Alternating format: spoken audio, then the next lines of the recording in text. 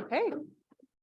I call to order the Yamhill County Board of Commissioners formal informal session for March 23rd, 2023. It is 10:02 in the morning. And Jody, if you would please lead us in the flag salute.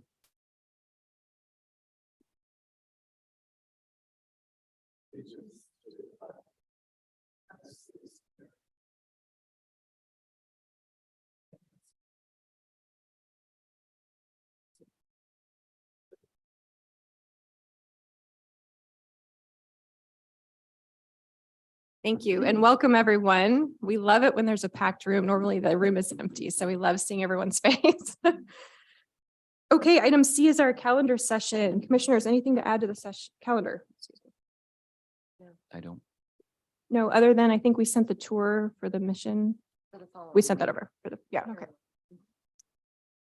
Okay, Ken, Christian, anything to add? Okay. Okay, item D is public comment. This time period is reserved for public comment on any topic other than an agenda item, a quasi judicial land use matter, or a topic scheduled for a public hearing. So if you are in the audience and you'd wish to offer public comment on anything that's not on our agenda as an item, a separate item, please come forward. Or if you're online, if you could raise your virtual hand, we will call on you.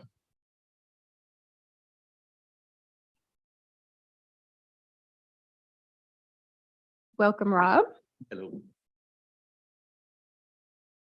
Hi there. I'm Rob Molzon. I'm a real estate broker in the county. And I have been interested in being a part of the Yamhill County Board Commission, or the Yamhill Parks Board, sorry. I've been called a couple times to try to come for an interview evening, and I haven't been able to make it because I've been out of town, but I wanted to come and just state that I am interested in serving on the Parks Board. I've been a resident in Yamhill County for 37 years and a realtor for 33 of those years.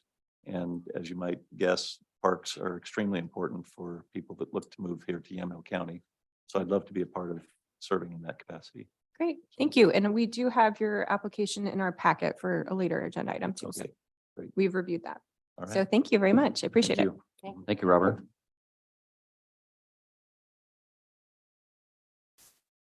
Okay, if there's no further public comment, seeing and hearing none, we will move on to our department updates. And today we are being joined by our Community Justice Director, Jessica Beach. Welcome, Jessica. Good morning. Morning. I'm going to bring this closer. It's funny because normally I've never been accused of being quiet, but I've noticed that the microphones, I have to be quite close to them. So good morning, Chair and Commissioners, Administration. Thank you so much for the opportunity. It's always my pleasure to come and give you an update with regard to our local Community Justice Department. For the official record, my name is Jessica Beach, and I'm the Director of our Community Justice Program. And just as a reminder, I know we have a new commissioner. Our local Community Justice Program oversees our Adult Parole and Probation Division, our Juvenile Probation Division, our 24-bed Juvenile Detention Facility, our Adult Pretrial Justice Program, and our Adult and Juvenile Work Crews. So I will try to be brief because clearly there's a lot on your agenda. So, and I'll look to Ken if I get the wrap up. So just a brief update with regard to funding source that is really important for us locally, specific to the Criminal Justice Commission's specialty drug courts. Currently, we have been awarded those the last several biennium. They currently support our adult recovery court, our court coordinated services, which is our mental health or behavioral health court, as well as our juvenile drug court. So this is a huge undertaking in collaboration with the court, our policy team, Health and Human Services, and Community Justice. So we're currently working on that program, and it never seems to me that there's a lot of time between release of the submission and the actual due date. This year, the submission's a little bit different. They have changed the narratives to specifically address how programs are adherent with the Oregon Specialty Court standards. And in my humble opinion, because it's such a different process, it probably will be a bit more time consuming with regard to the narrative. It is a two-phase process, which is also new for the specialty court grants. The first phase is the narrative that I've described, and that is actually due on April 17th. So I'll be coming forward before you to request approval to submit that first phase. Second phase is due June 30th, and that is the budgetary part of the grants, which is ironic because typically the legislature hasn't officially decided what the budget will be until late July. So we'll just submit what we want and hope for the best. In addition to that, we also have our 2023-25 Criminal Justice Commission Justice Reinvestment applications. They will be opening as of March 31st, also a two-phase process. Just a little reminder to you, this was a funding source that came into being with the passage of House Bill 3194 in 2013. And I'm happy to tell you that in Yamhill County, we have been awarded these grant funds for the last 10 years. And they currently support our adult pretrial justice program and our smart sentencing diversion program as well, prison diversion program. And we've had a great deal of success to the point where we've actually had many, many jurisdictions across the state come to Yamhill County and see our programs and learn how to replicate them in their counties as well. So I'll also be before you requesting permission to submit those as well. Similar two-phase process. The first part is the narrative, explaining what the intention of the funding would be. And the second piece, which is due in September, will be the budgetary piece as well. Just a quick update with regard to that House Bill 3194. It does sunset, ironically, in 2024. There was some discussion as to whether we should submit a 1-year application or 2-year. And I'm pleased to say there is a bill, Senate Bill 5505, that is planning, if passed, to extend that an additional 10 years through 2034. And because they anticipate that this will be highly supported, they have explained to us to go ahead and submit 2 years. So I'm delighted and very hopeful because there has been a great deal of success. In that specifically, it's prevented the need to build an entire new prison at astronomical prices, of course. Been very successful. Just a bit about work crew, our adult work crew in particular. We have seen an increase since return from COVID, which is great. We still lack adult in custody crew per se, just due to the limited jail population, which is a good thing in many ways. But our out of custody community service crews have increased in number. And so that's a wonderful thing to see. And despite the departure of one of our work crew supervisors who moved out of state, we're able to continue providing 7-day-a-week crews. Those crews go to the fairgrounds, again, specifying out of custody, and work to assist with the maintenance of the fairgrounds on the weekends.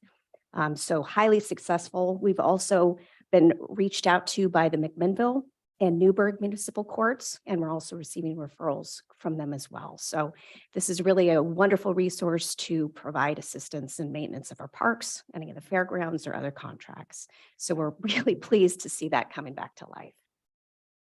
Has that increased significantly over the past several months or? That's Okay. what we're seeing. I would say at one point we had maybe 1 to 2 Yeah. crews, and now we're up to 6 to 8 a day, Oh, wow. Okay. which is great. Okay. That's Yeah. good to hear. So I'm really hopeful that that program will continue to flourish. Do you have juvenile work crews? I'm sorry? Juvenile work crews? Juvenile work crews are doing quite well as well. We're seeing more referrals from the court and from the POs as well, which, as you know, is a huge benefit because oftentimes it's the only way that the youth can actually pay off restitution Right. if owed. So those continue to be successful as well. We only offer those on the weekends due to other obligations the youth has with school and treatment and those type of things. Thank you for the question, Commissioner. Moving on to our juvenile division. As the commissioners probably know, Dana Corelli, our juvenile probation manager, officially retired February 28th, 41 years of service to Yamhill County. Pretty impressive and passionate until the last day. I'm pleased to say that you approved her to continue to contract with us with regard to succession planning. We've been very pleased that she's willing to stay on. In the meantime, John Lynch, who was our previous juvenile probation supervisor, has been promoted to the manager position, and he started with us on March 9th. He's been with us 27 years. So I do anticipate that that transition will be a very smooth one. And of course, Dana is still around as well to provide some assistance.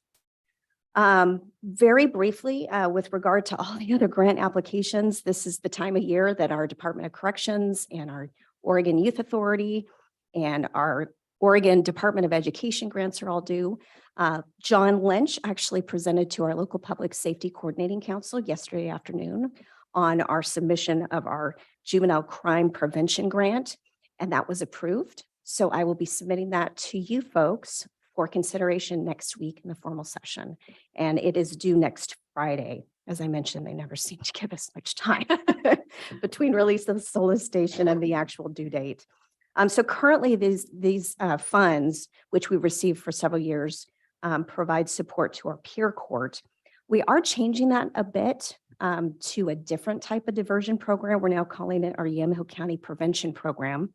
And it will include eligibility of youth with regard to MIP, meaning minors in possession of intoxicating substances that they cannot have possession of.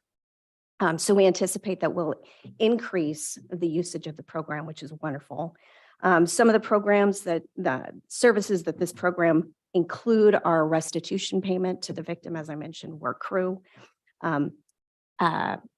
drug and alcohol assessment, mental health assessment, culturally specific programs, if applicable to that particular youth. It includes such things as writing essays, research assignments, and a positive youth program.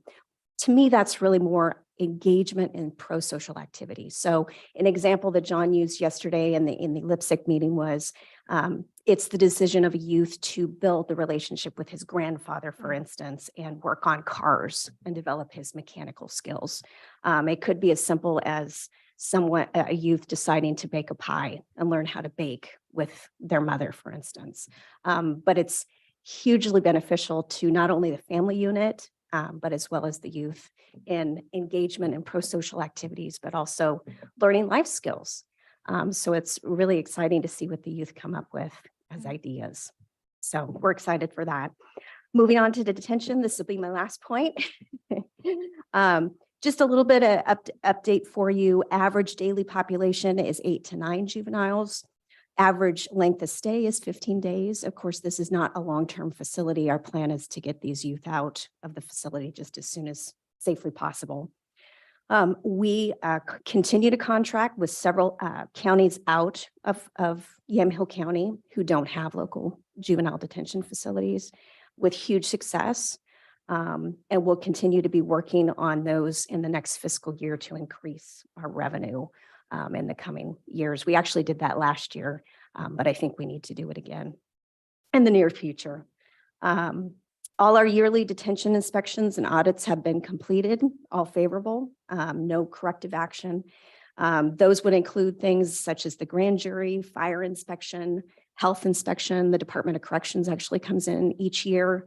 We have a federal audit with regard to our sight and sound, meaning separation between the adult and juveniles per statute requirement. And of course, we have the Board of Commissioners that come in every 2 years at a minimum and visit our facility, which you are always welcome. Lastly, we're also working in partnership with the Sheriff's Office in release of an RFP for new food services as that contract with Aramark has come to an end. So we continue to partner on that and hope to select a vendor sooner than later. And I believe I've come to the conclusion unless there are any questions of the commissioners or the chair. I wanted to mention, so LIPSIC, we met yesterday, and I'm always amazed because every time I attend a LIPSIC meeting, I learn about something Dana Corelli was doing that we didn't know she was doing. So I love that, she was it sounds like she was taking the MIPs underneath her wing and just sort of handling them as her special caseload. Now that's being put into more of a structure with the program. So that was really nice to see in terms of succession planning after her. So Thank you, Chair. I did want to mention though that Kit, you are the non-voting member for LIPSIC, right? So if you want to attend those meetings, you're more than welcome to. It's really fascinating to learn, what's going on in our detention facility and just with our juveniles specifically. So And Commissioner welcome. Starrett, you're also a non-voting member, but you're more than welcome to attend. Because back in the day, we were all the commissioners would go and we were all voting Vote, members. all And then voting. they said, no, not so fast. And then they changed that and it was one voting member. And so, yeah. But we still appreciate your engagement and participation. Thank you. And then we have specialty court meetings, right, coming We up. do. So because of that due date, we're scheduled for an executive LIPSIC meeting because our next LIPSIC meeting isn't until May. So I'm hoping that we'll get a vote. I believe we're scheduled those for May 4th. So Okay. hoping the executive team can come together, get approval, and then of course that would have to be ratified by the full membership at the next LIPSIC meeting. Oh, okay. Okay. I was Yeah. thinking there were two specialty court meetings, but okay. No, so I think can, it's just the one, hopefully. I can share that info too. If Great. there's any interest. So, all right. Any further questions for Director Beach?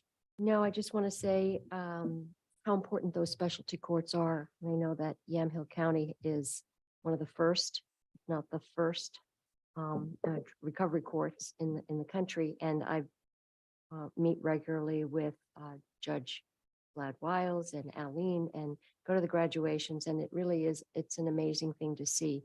So whatever support we can do at this level, I know in the past, there's been an issue with needing some additional support to make sure that coordinating position was funded. It is definitely well worth it when you see the results. And yeah, and just really appreciate the work that Dana has done. And now we're going to see John do. So thank you. Great, thank you. And just to clarify for you too, our juvenile drug court is one of only 4 in the state and has been very successful for many, many years. So thank you for that, Commissioner. Okay. There's no further questions? No? Thank you very Great, much. Thank you. Great And to just see one you. last comment. If anyone has any interest in anything community justice, feel free to reach out to me, commissioners, and I'd be happy to give you a tour or provide you with any information that you have interest in. Thank you. Sounds you. great. Thank you. Okay, so we are moving on to item F, which is our work session. There's nothing on the agenda today.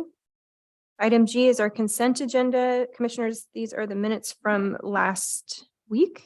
Everyone's had an opportunity to sign off on them. So I will move approval of the consent agenda. Any further discussion? All those in favor signify by saying aye. Aye. Aye. All opposed, same sign. Thank you. Motion passes. Let's see, make sure I'm not missing anything here.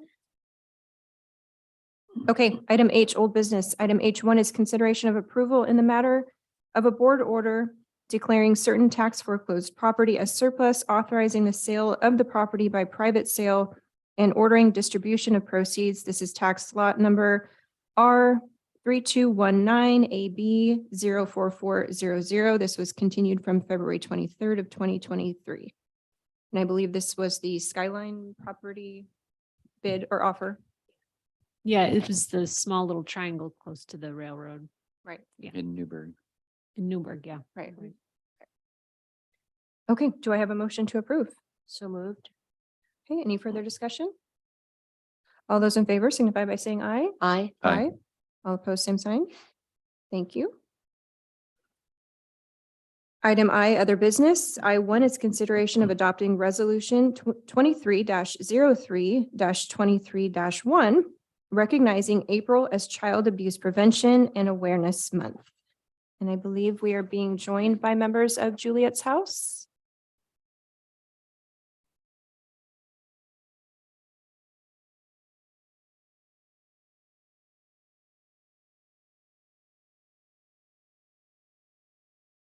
Welcome.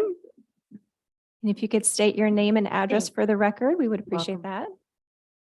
I am Carol Joa, and I am the Stewards of Children Program Coordinator for Juliet's House, a member of the prevention team. The address is 1075 Southwest Cedarwood in McMinnville. And I am Katie Bowman. I'm the Prevention Support Coordinator at Juliet's House, same address. Welcome, Carol and Katie. Thank you.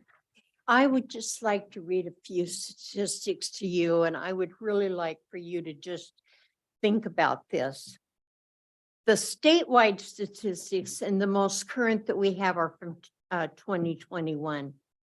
In 2021, there were 7,352 founded cases of child abuse involving 10,766 victims. Of those victims, 41.5% were 5 years old or younger. In Yamhill County, in 2021, Yamhill County had 115 founded reports of child abuse. The most common types of abuse for all children were threat of harm and neglect. Over 40,000 people in Oregon have completed the Stewards of Children training. These people are empowered to prevent abuse while protecting themselves, recognizing and reacting responsibly to sexual abuse of children. Sexual abuse is the most underreported abuse of all. And that's why most of the founded claims are under harm, threat of harm and neglect. Because first of all, these little kids sometimes don't know that they know they don't like their life the way it is, but they don't know that everybody else lives this way also. And that they're being abused all the time. Oftentimes, most times, the offender is in the home all the time or is a very trusted friend of the family.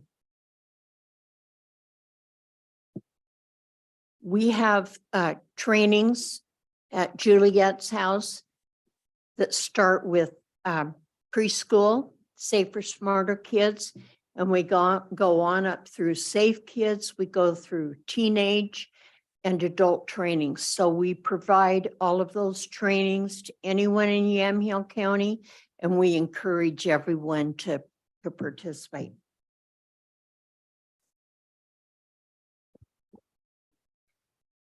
So this is normally the part of our presentation where we ask people, normally we're going to cities and we ask them to join us in decorating and spreading awareness for April. We know that the Board of Commissioners has already expressed interest in grabbing some yard signs and pinwheels, so we appreciate that very much to help us create some visibility around this issue for the month of April.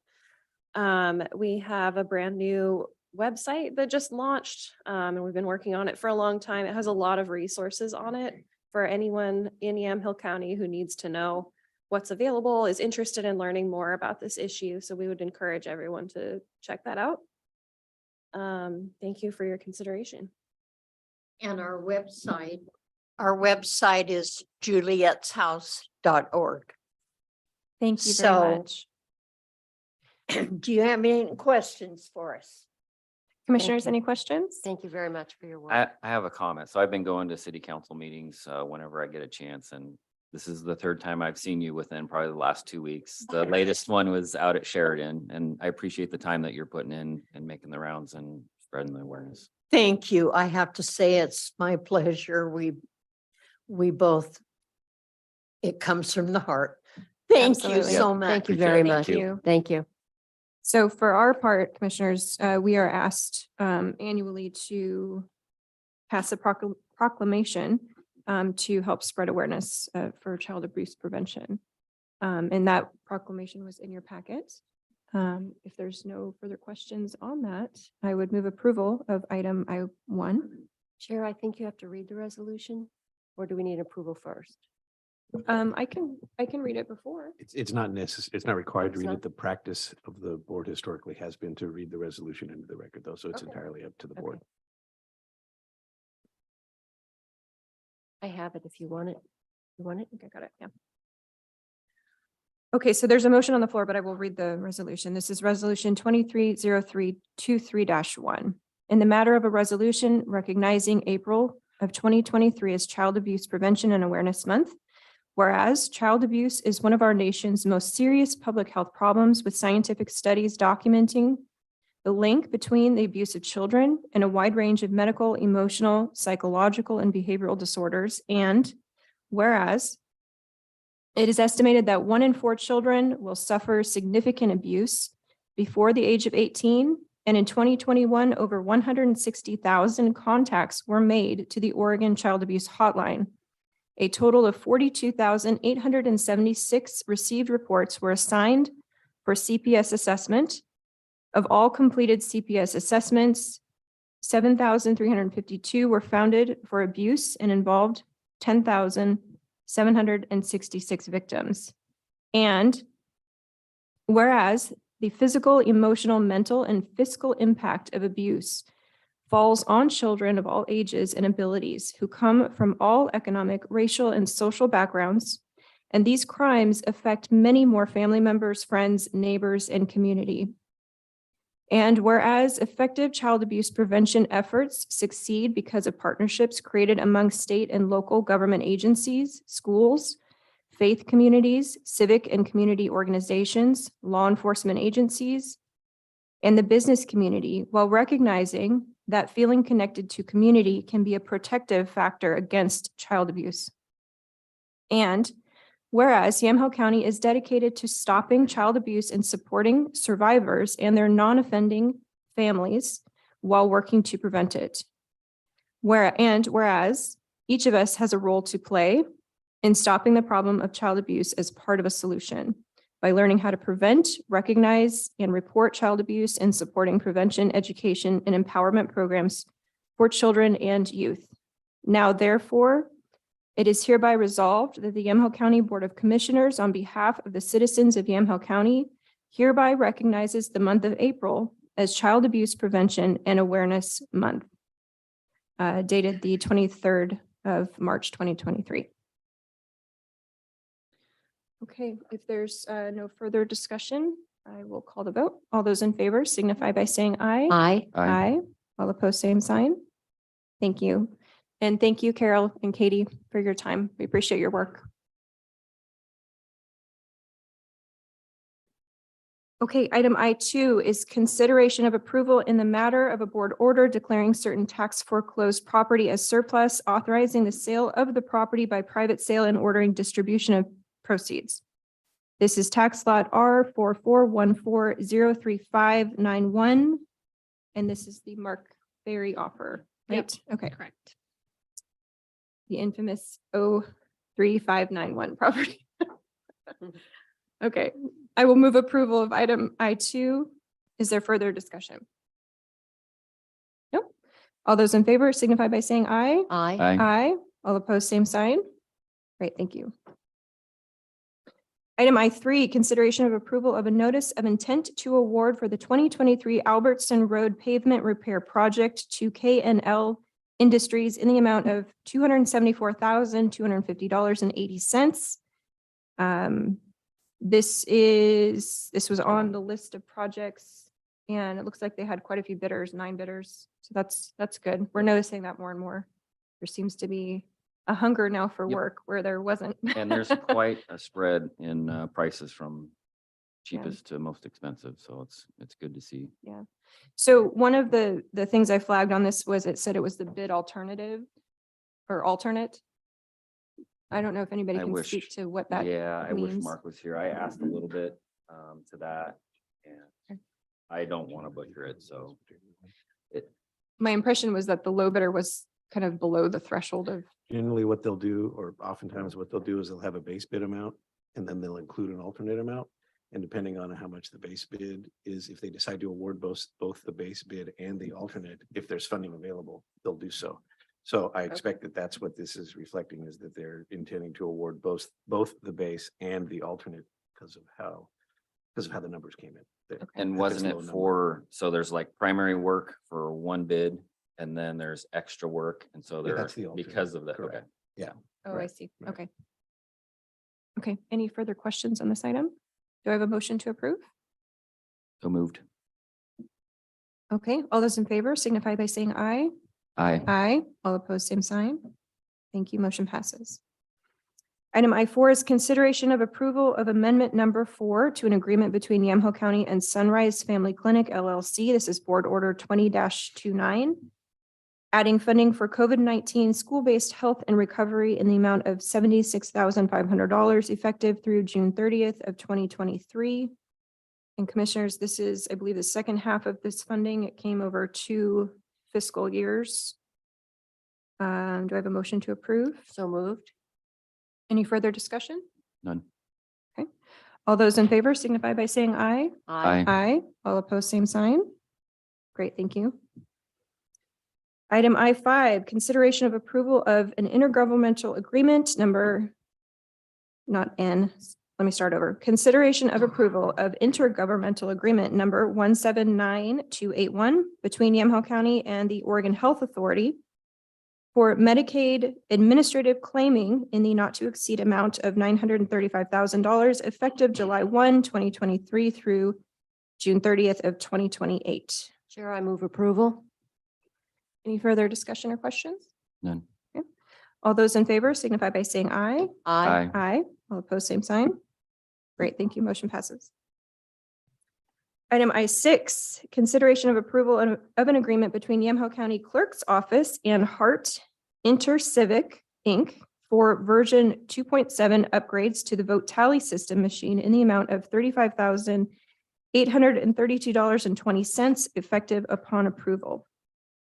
And Commissioners, this is part of the modernization grant funds. This is to update our critical vote tally machines and not only update the technology, but also make sure that they are encrypted and safe from anyone trying to meddle with them. So this is a critical grant for the clerk's office. I will move approval of item I6. Is there further questions, discussion? None. All those in favor signify by saying aye. Aye. Aye. All opposed, same sign. Great, thank you. Item I7, consideration of approval to appoint Carla Chambers, Allison Rush Pettit, I believe I'm saying that right, and Leslie Anderson, and reappoint Tim Duerfeld to the Parks Advisory Board, each to a 4-year term to expire on March 23rd of 2027. We have a lot of names that I haven't recognized before, so if I butcher names, I apologize now. So kind of a brief background, we have 7 open positions on the Parks Board that have been open for a bit. We've had some issues keeping folks on the board, having attendance be at the levels that it needs to be. So several months back, we sort of did a big push in a meeting to say, hey, we need to fill this board and let's get it rolling, because we approved $100,000 master plan award going on a year ago now. That's been sitting there, and we need to get rolling with our master plan. Right. So I'm not really sure why only 3 were picked, but my first response to this is that I would like to see all 7 positions filled. I agree. And I've been through the minutes for the last year, and it seems like they've been struggling hard to keep a majority on that board to have a quorum. And I think the most important goal for this year is to get that master plan up and going, especially for summertime, because I think that's going to be the most important time for completing that master plan. As far as getting numbers of attendance to parks, where people are coming in from, are they within Yamhill County, outside Yamhill County? I think there's a lot of different That's some of aspects the to work. it that got to happen soon. So I agree with appointing all the positions. Commissioner, I have a question, because in the minutes, talks about, it says the current 6 Parks Advisory Board members interviewed all the applicants at the February and March meetings. If there are 6 members, is it a question that there's been an attendance problem? Because it doesn't appear that we would need to fill, if we need a minimum of 7. And It's a 13-member board. and no more than 13, but we Yeah. have 6. Have they been attending? Has it been an active board? It's okay. It's not the best. There's definitely two members that have missed, two meetings have been canceled just because of the transition, trying to get Travis established because he just got hired on here just a few months back. And so there's been a number of things that have led to either canceled meetings or people just not being involved because there's uncertainty. There definitely seems to be, in January, there was a board member that just was dismissed. I have no other information than that's all the minutes say. So now we're down to 6, and I think it's time to reinvigorate this and get full board back to it again, so we can get our main goal of getting the master plan rolling. Yeah, and the Parks Department has been under transition for the past year and a half. So some of it's understandable to me, but the committee is really meant to support Travis. So if the committee is either kind of defunct or not operating at full capacity, then we have some issues there. That, and there's also a transition from parks being Mhm. somewhere prior, and now it's at Public Right. Works. So there's actually a couple different things that were Right. happening. Right. Community Yeah. justice. Community justice. Well, the Was. work crew. Right, so we have all the applications, they were sent to us. There was quite a list of folks who applied, which is extremely impressive given the history of the committee. So, and again, I just go back to, I would like to have us operating on all cylinders so that that master plan can be tackled, because it's been sitting there for a year, and that was really a special request that we approved during the last budget cycle, with the intent of, let's get everything back online. Let's figure out what's going on with our parks. Let's get an inventory, figure out where we're going. How are we going to maintain them? How are we going to pay for them? Do we need to monetize any of them? All of those things. So I would like to see a full board jump right into that work now that it's been about a year. So I've been through all the applications, and then I went through the minutes from last week's meeting, and I kind of have a list of people that I'd like to recommend. So I'd like to make a motion that we reinstate Tim Durfelt, which was a letter from, I think, 2 weeks ago from the board. Dirtfeld. So I did pronounce it wrong. I'm sorry Yeah. about that. He's a member now. I think this will be his 3rd term. And then I'd like, as new members, Carla Chamber, Robert Molzon, Glenn Cloyd, Celine Hall, Christy Cook, Mike Firestone, and Celine McCarthy. And that'll give us a full 13. Okay, can you repeat the 7, or no, it was 8, right? Was that 8? Seven appointments, 1 reappointment. Okay, can you repeat them real quick? Just for the So record. Tim Durfelt would be reinstatement. And then new members would be Carla Chambers, Robert Molzon, Glenn Cloyd, Celine Hall, Christy Cook, Mike Firestone, and Celine McCarthy. Okay, so there's a motion on the floor. Because one of these members is one of my family members, we need to ask for clarification on what I should do to abstain from voting on that. Yeah, we had talked about that previously. I think that's probably the best course of action, is to abstain on voting on that appointment. Can we pull that person out? You And, could vote separately, okay, so then would you need a new motion? probably. That makes the most sense to me. New motion or modified? You can modify the motion, that's fine too. I'd like to modify my motion and remove Mike Firestone. Okay, so the amended motion is to vote to approve To reinstate Tim Durfelt. Durfelt, Chambers, Molzon, Cook, Cloyd, Hall, and McCarthy. Correct. Okay, Any further discussion on that amended motion? Question, that gives us, so we've got everybody existing besides Tim. Is there anybody else who's not up for reappointment that's still on the board? Yeah, the original 6 would Those still six. be. And so they're not up. Mm-mm. The next soonest one looks like James Colbert on 3/5/24. Nessa Hayes on 3/5/24. And then the next one after that would be Andrew Mortensen on 7/30/24. So we've got a year before we have 3 more. Okay. All right.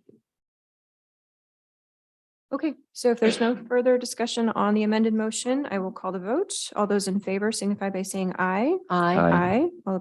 All opposed, same sign. Great, thank you. Motion passes. And then if you want to make a separate motion for Mike. Yeah, I make a separate motion to add new member to the Parks Board, Mike Firestone. Okay, and commissioners, I'm going to abstain from this, being that he's a family member. So do I call for a vote now? Yeah, if there's no further discussion, then it would be the vice chair who would call for the vote because it's appropriate for the chair to abstain from both the discussion and the vote. So the chair has abstained, so I'll call for a vote Thank you. on the motion. Aye. Aye. Any opposed? Any opposed? Sorry. Same side, sorry. Unanimously. Okay. So Mm, motion, both. Nobody's opposed. Both motions have passed. So that gets us to a full board. I'm very excited to see them take the master plan and get rolling with that and see what they come up with. So a lot of work ahead of them, but we thank them for their service and you'll continue to be in contact and help them out where they need it. So, okay. And they're advised, they're sent an email that says you're now on the board and this is the next meeting, and That's pretty standard. is that pretty much how it works? Well, that'll be the Mark and Travis. You know, I'll let them know of they'll receive the action that the board took and they'll follow up with the applicants and with the Parks Board and advise of the status of the appointment. Okay, and then also if we can tell those applicants that weren't chosen this time, if they could stay, engaged, just so that they know one way or the other. Sometimes we don't let folks know. So, and thank you, everybody, for applying and showing an interest. And I believe we do keep the applications, all of them, and log them just in case in the future there's. That and An I opening. so geographically, I'd like to start, now that we have a full board, I'd like to just start gathering applications from maybe the West Valley, because there's a couple Yeah. nice parks out. Mhm. Deer Creek Yeah. is out there, and then I think it's Ed Grenfell. Grenfell's out there. Stuart Grenfell. Stuart Grenfell, yep. There's two Blackwell Park. Grenfells. Two. Yeah, there's Stuart Grenfell Park, which is off of Highway 18. and then Yes. You've also got Blackwell Park, which is off of Blackwell. Road. That's a, Correct. Yeah. if you've ever been out to Blackwell Park, that's pretty cool. It's Mhm. got Willamina Creek going right by it. So anyway, a lot of cool parks out there. It'd be kind of cool to see if we get some interest out in the West Valley, people that want to be on the board. Maybe we can Absolutely. reach out, and when we get closer to those reappointments or applications. Well, I know we got a Sheridan city councilor here too, so maybe he can bring something up at the next meeting. All right. So that brings us to the conclusion of other business. I want to take a quick 5-minute break before we get into our public hearing. So we will come back at 10:50.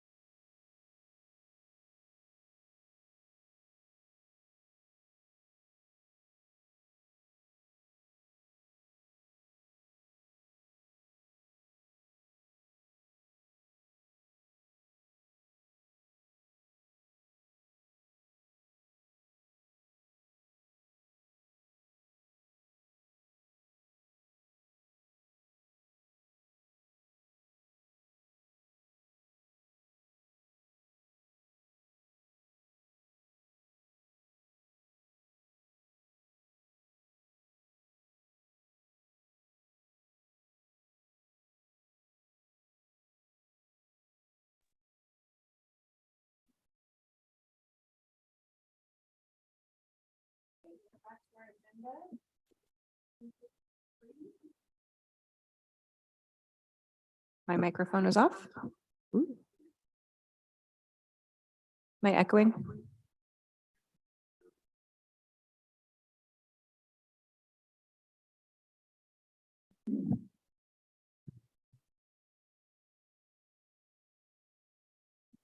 Testing. There we go. Okay, sorry about that. We are back in business. It's 10:54 in the morning. And we are picking up at item J, public hearings. Item J1 is docket number C-26-22 / SDR 35-22, a conditional use permit and site design review request for a commercial activity in conjunction with farm use for the operation of a by appointment only wine tasting room. The applicant is Daniel Deep House. Okay, my apologies.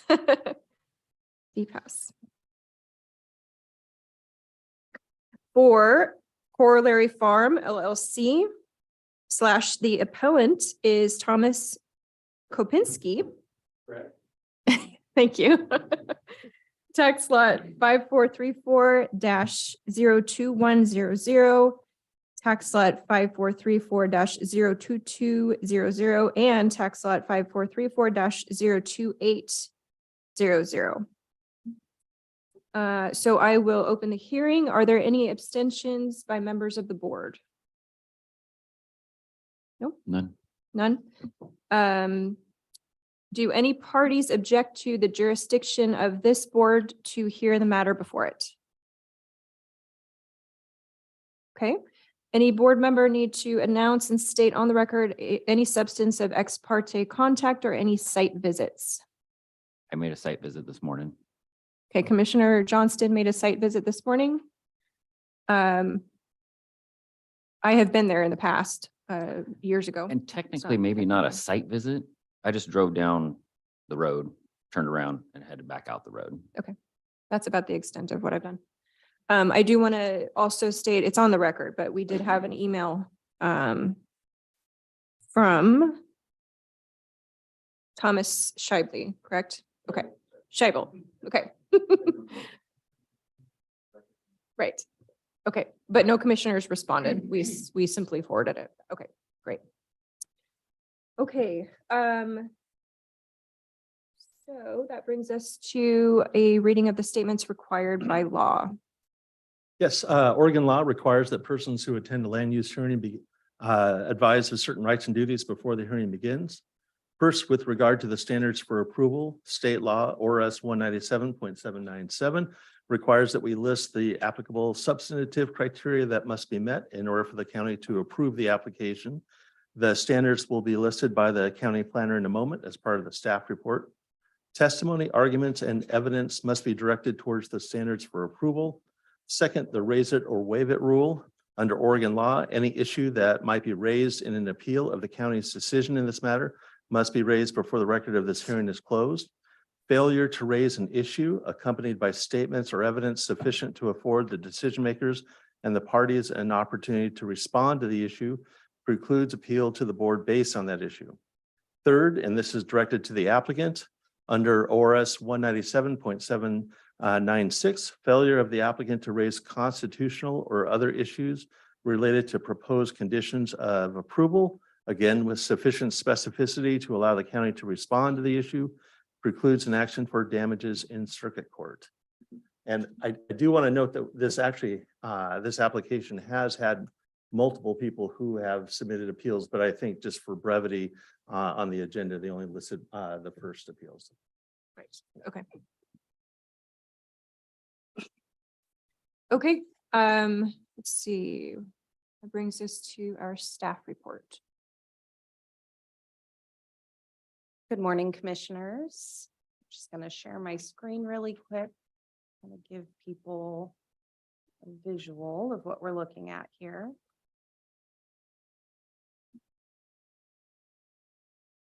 Okay. So the subject tract is approximately 57.2 acres in size and is composed of 3 tax lots. The area where the proposed development is to occur is on tax lot 5434-2100. It is this large piece here where the proposed development is to occur. It's directly west of the parcel addressed as 6930 Southeast Sartori Road. The tract is zoned agriculture forestry large holding AF 40 and agriculture forestry small holding AF 10 zone. While there are only 3 tax lot numbers assigned to this tract, staff notes that the 45.96 acre parcel, tax lot 5434-2100, includes lot 1 of the Seawood Acres subdivision, which was platted in December of 1910. As such, this tract is composed of 4 legal lots, with lot 1 located entirely in the AF 10 zone. The subject tract straddles the private portion of Sartori Road. Staff notes that the road that provides access to the Thurman Heights neighborhood is made possible by way of an easement at the applicant's property line over the applicant's land. The publicly platted portion of Sartori Road terminates at the applicant's property line. While this portion is publicly platted, it has been and continues to be privately maintained by the residents of Sartori Road. A 2007 survey shows that the public right-of-way on Sartori Road is 40 feet wide. Aerial imagery shows that in 2019, the tract was predominantly dedicated to forest uses, with large areas of passive use as open grass fields and oak stands. The applicant notes that the property was forested and harvested in 2020 by the previous owner. Currently, the parcel consists of stumps from the timber harvest, open grass areas, and oak stands. And the applicant has begun the process of planting an initial 11 acres of vineyard that is planned to be completed by year's end. This includes the purchase of grapevines in excess of $80,000, clearing stumps for vineyard cultivation, as well as the installation and purchase of trellis for the vines.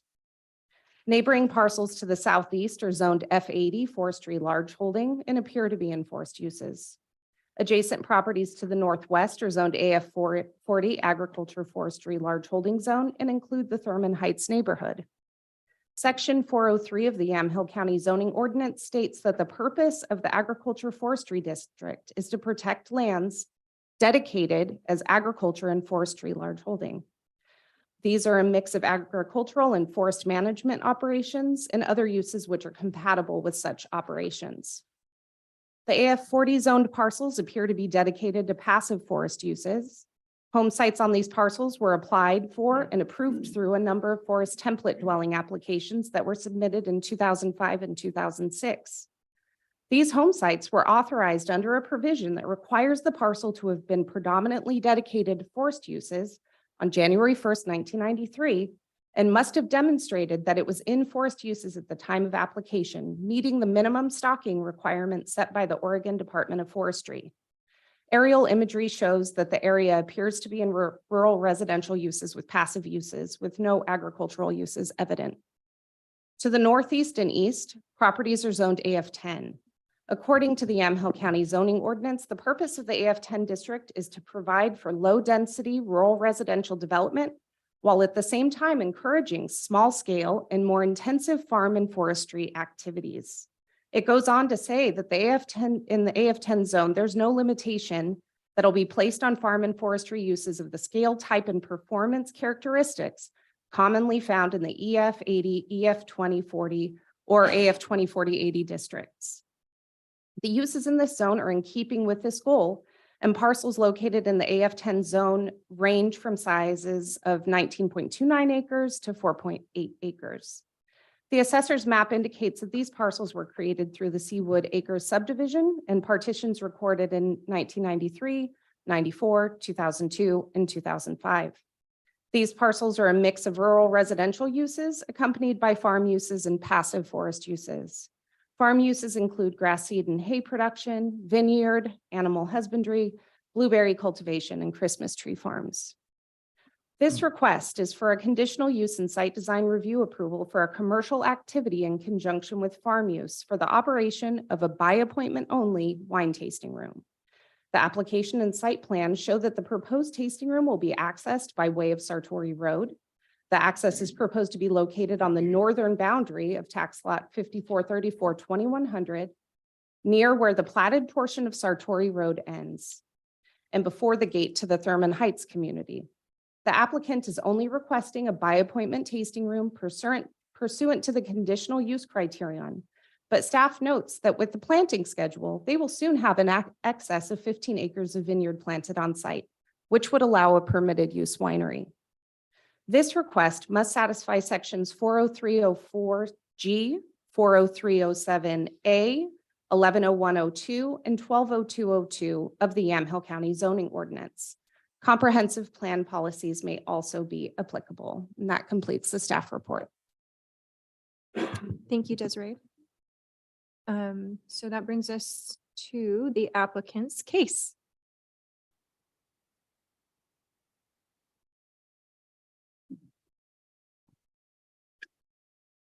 Welcome. If you could just state your name and address for the record, appreciate it. Good morning, Commissioners. My name is Michael Gilardi. I'm a Corollary Wines Legal Counsel. For the record, my firm's address is 4710 Village Plaza Loop Suite 165 in Eugene, 97401. I'm just up here first to clarify the rules of procedure for this hearing. You know, as you know, this is an appeal of a decision that was made by the Planning Commission. We had a 2-3 hour hearing before the commission about 6 weeks ago. And, you know, the appeal statements were filed about 3 months ago for the request for that hearing. So there's been lots of time for everyone to say anything they want to say, put whatever evidence they want to in the record. You know, and certainly I encourage County Council to interrupt me at any time to explain this, but, you know, the local rules are that the record is closed at the end of that Planning Commission decision, and it stays closed unless you decide to open it. So I just want to get some clarification. Are you planning to open the record? We did submit, as was alluded to a couple of minutes ago, we submitted a real kind of brief, short package of material earlier this week in order to respond to some new factual allegations that were in the appeals and to, you know, the ex parte lobbying efforts that we learned about. So we've asked you to accept that. It sounds like that's been accepted and you're considering the information that we provided earlier this week. But again, just want to get clarity on sort of who's going to be allowed to speak and what they're going to be allowed to say. It looks like maybe the opponents are planning some video or graphics that may be new evidence. We haven't seen that. We don't know what it is. So we're just looking for a little bit of guidance on how this is going to work today. I think that's a great question. Here we go. So generally speaking, the board is just supposed to, our administrative rules require the board to just look at the review on the record as is, but the board can, by its own motion or upon a motion from either parties, decide to open it up and have a de novo hearing, which just means that you can take all the evidence as presented and make your decision based on that. So it's really up to the board if you want to have a closed record, just base it strictly on what was submitted to the Planning Commission through the Planning Commission decision. Or if you want to open this up so that additional evidence can be submitted by anyone. And by doing so, we would have to postpone the hearing I don't or think just so. hear it all today. No, you could still hear it today. It's just typically the board has allowed parties to submit additional evidence at this level, even if it went to the Planning Commission. So, but it is up to the board, you know, and it is up to you folks if you feel like the evidence couldn't have been submitted at the previous hearing. That's what the code talks about. Commissioner's thoughts? I mean, short of knowing what's in the presentation. We've been viewing additional correspondence since the Planning Commission meeting, obviously. My initial thought is more information is always better for me to make a decision, so I'm okay with it. Yes, the opposite side of that is that there's information that is going to be presented today, and the first time you're hearing it is today. Right. And so that's the reason why I would not be in favor of anything that wasn't submitted to the Planning Commission. However, your point is well taken about getting more information. So I do see your point that there is new information being submitted today you've not had access to. You're hearing it just like we're hearing it. Just to clarify, I guess we're neutral as to whether new evidence should come in today or not. I mean, we ask for the opportunity to respond to any new evidence that comes in today. Again, we don't know what it is. It might be something that we can just address during rebuttal after the opponents make their case, but just ask for a fair opportunity. Can we choose, if we do, can we choose to send it back to the planning commission and have them with the new information, let them reassess it? You could, but you also might be running up against 150 days. And so typically we don't do that unless there's something that some issue that maybe would be able to be sorted out there. I can't remember very often that happening. So And just as a touchstone for that, the clock will have run out to have it fully adjudicated May 3rd. Okay, That's pretty quick. Yep. They only have one meeting between now and then. So, I guess I'm fine, having a de novo hearing. I'm not sure, based on my sort of notes on this, I'm not sure it would matter for a couple of my points, regardless of what the information is. So I think it's just more information is better. if I could suggest, if there was a de novo hearing, then Mr. Gilardi could have the opportunity for 7 days to address information that comes in. Would that be a fair? I'd say we sort of reserve the right to address that in rebuttal after, I guess what I would propose, what I'm hearing from you is, more information is better. You want to let everybody speak. Certainly the applicants, Dan and Jean, the owners of Corollary Wine, are prepared to speak. We have supporters who are prepared to speak. I think the opponents are here and they're prepared to speak. So I would suggest that we follow sort of a normal land use hearing where, the applicants and their supporters make their case and the opponents make their case, and then the applicant has the right to rebut. And during that rebuttal, we might ask for more time for evidence, just depending on what we see. Again, we don't know what's on the computer.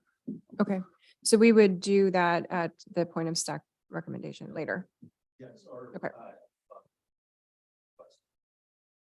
And that Okay. 7 day, if they do request a 7, it just comes right back before us again. It's however the schedule might be. It might be 7 days and then a week following. Okay. But still time to get it before May 4th. Before- deadline. Yeah. Okay. So do we need a motion for that?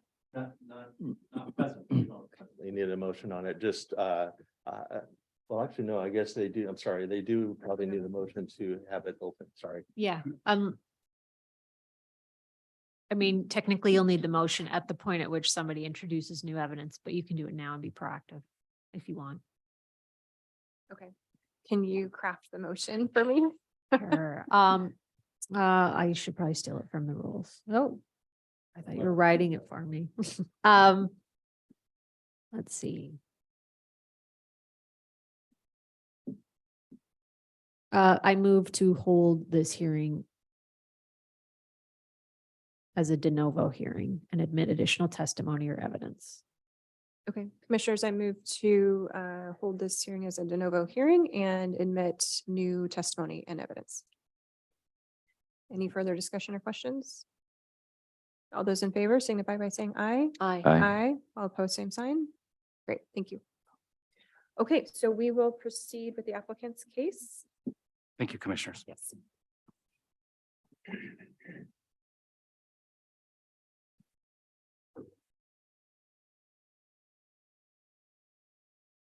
Welcome. If you could state your name and address for the record, appreciate it. Morning, commissioners and planning administration. My name is Jean Feldkamp. This is my husband, Dan Deephouse. We live at 379 Southwest 7th Street in Dundee. We really appreciate the opportunity to speak with you today. We're the owners of Corollary Farms and Corollary Wines. We founded our brand in 2017 because we believe there's an incredible opportunity to make world-class sparkling wine in the Willamette Valley. We specifically chose to locate ourselves in Yamhill County because this area has a history of being supportive towards small family-owned wine businesses like ours. We call Corollary our 50-year project because this business is something we plan to be working on for the rest of our lives. Care for the land is really the heart of our business. Our style of winemaking is as minimal as possible, so vineyard site selection is the absolute most important choice that we make. We've already started on our vineyard construction. We have cleared land, our fencing and trellis posts are on site and being installed, blocks have been mapped, the vines are in the nursery and ready to plant as soon as the ground dries out a little bit more. Our plan is to use organic dry farming in the vineyard, and regenerative agriculture principles will guide us in management of the property as a whole. We've taken great care with our site design to match the character of the region. Our proposed tasting room, which was approved unanimously by the Planning Commission, will be one of the smallest in the Eola-Amity Hills, despite the large size of our property. We've also put environmental sensitivity front and center. We've set aside approximately 20 acres of the property for oak restoration and habitat maintenance. We were very intentional in our selection of this land. In addition to the wine quality considerations, we also looked at several practical factors when choosing to purchase the property. First, we looked at zoning and compatibility with the county's comprehensive plan. Our property, as mentioned, is zoned AF 40 and is surrounded by other AF and EF parcels. We looked at size. Finding a large parcel within the Eola-Amity Hills AVA is almost impossible these days because there's so much financial incentive for developers to carve up large parcels and sell them off as home sites. We looked at access. Large parcels like ours are often only available, only accessible via long dirt or gravel roads. This parcel was already accessible via a paved public road. We looked at proximity to other commercial farming businesses. As mentioned, there's a Christmas tree farm less than a quarter mile from us up Sartori Road that's been in business for many years. And the neighbors have never challenged its operation based on traffic or road safety concerns. And we looked closely at road safety. We've worked with Greg Hafner in Yamhill County Public Works, the State Fire Marshal, the Amity Fire Department, and independent traffic engineering consultants Lancaster Mobley to study the road's existing condition, project future traffic volumes, and identify improvements that will help ensure the road can continue to serve all the folks who share it safely. We've already agreed to make those recommended improvements as conditions of our permit as approved by the Planning Commission. We closed on this property in August 2022, and we've made every effort since then to be very open and transparent about our plans as they've evolved. We began reaching out to neighbors in late September to share some of our initial thoughts about a site plan. We received feedback from the neighbors. We made adjustments in response. We've continued following up to maintain a dialogue, but we didn't receive any further questions or concerns until the opposition filed to block our permit application. There are also many neighbors in support of our plans. Many of them are here today. The primary issue that's been raised in today's appeal is road maintenance and safety.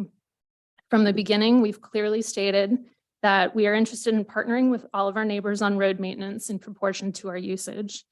We've also already agreed as one of the conditions of our permit to widen certain portions of Sartori Road and clear overgrown roadside brush as recommended by the county roads engineer and Lancaster Mobley.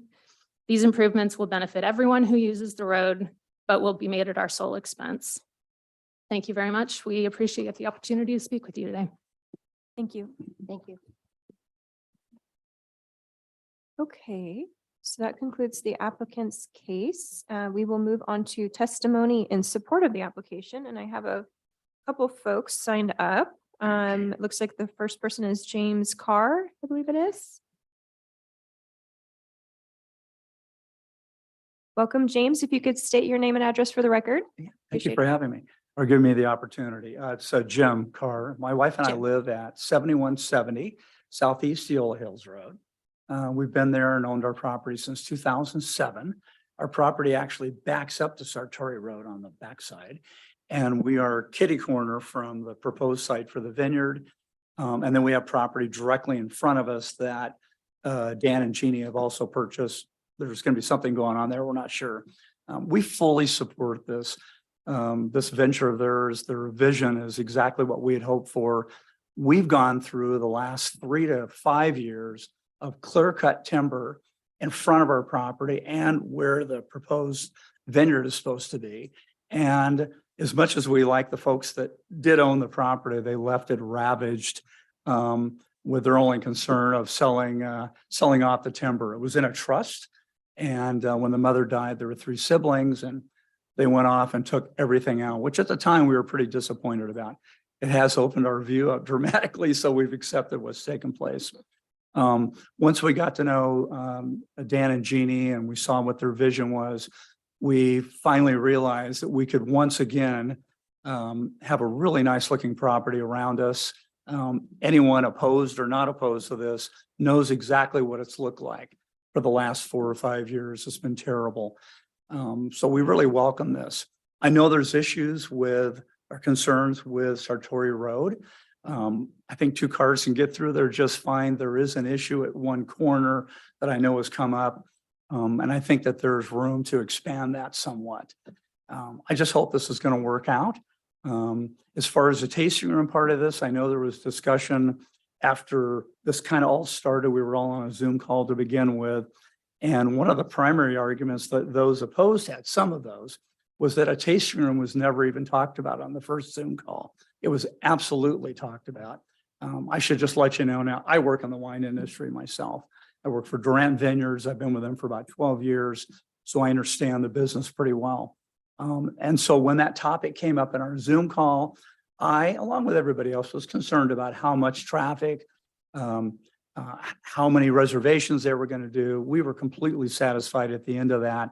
This is going to be a small project, and I think really doable. So I hope this works out for everyone. And I also hope in the end, not to sound corny, but man, I hope all of our neighbors can kind of re-energize with each other and get along again. It's been a little contentious, and I think that's kind of sad. It's a great neighborhood. We have great neighbors on both sides of this, and I just hope it's going to work out. So appreciate the time. Thank you. Thank you. Appreciate you saying that because we also feel that's that way after contentious issues come up. So, Yep. Thank you. okay. Next up is Carol Cottrell, if I'm saying that right. Petrol. I'm just failing on every name today. Welcome, and if you can state your name and address for the record. I'm Carol Cattrall, 7320 Southeast Sartori Road, Amity. Thank you. I'm here to support Corollary Farms' plans for a vineyard and tasting room, and I know there are other neighbors who couldn't attend who are in support as well. And full disclosure, my husband and I sell a small amount of wine grapes to Dan and Jean. My husband and I are very happy to see more farming return to the area.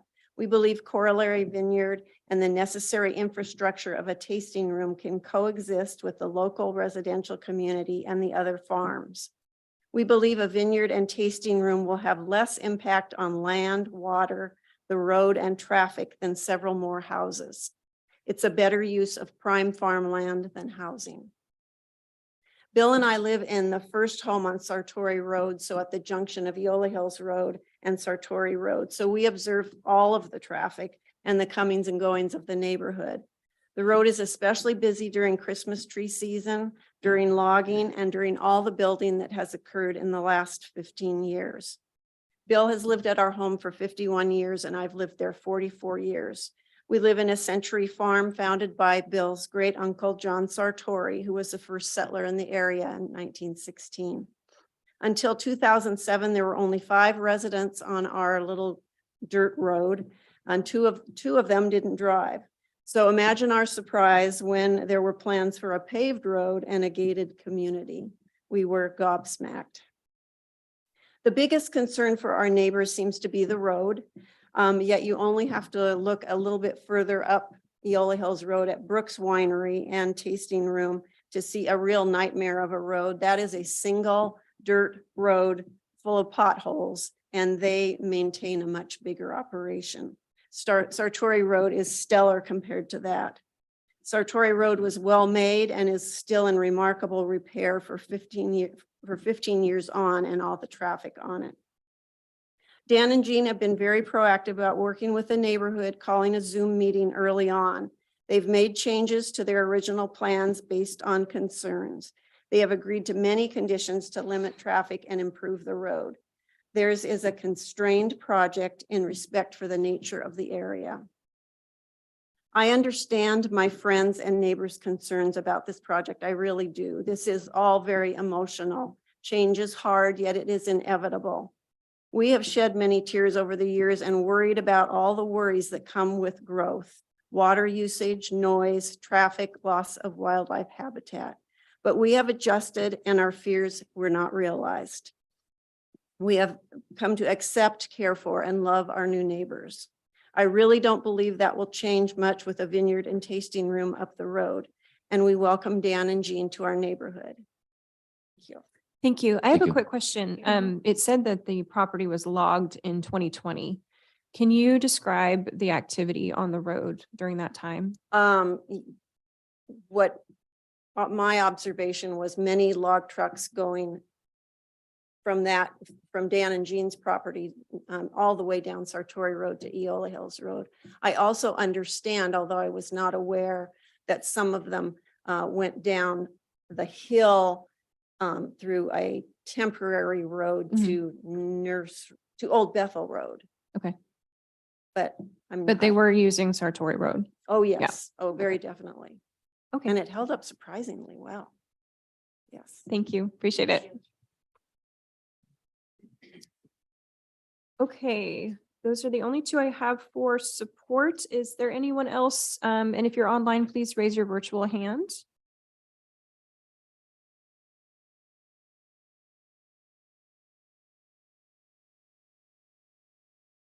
Okay. So we will move on to the appellant's case.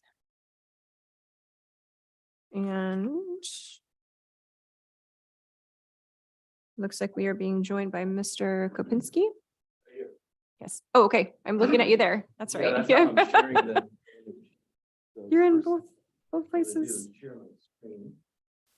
Thank you. And if you could also, for the record, state your name and address. My name is Thomas Kopinski, and I live at 6200 Southeast Sartori Road. And if everybody can see my screen. Yes. While we are here in opposition of the applicant's application, and we were disappointed somewhat that the application was approved. Sorry, we were somewhat disappointed that the application was approved, obviously.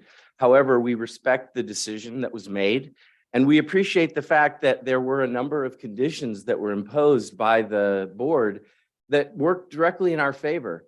The biggest concern that we had about the applicant applying for a tasting room prior to growing actual grapes made us a little suspicious about their motives around holding a lot of events. And so our concern was that the application could be abused in favor of just making this into an event venue. And we really wanted to make sure that that didn't happen.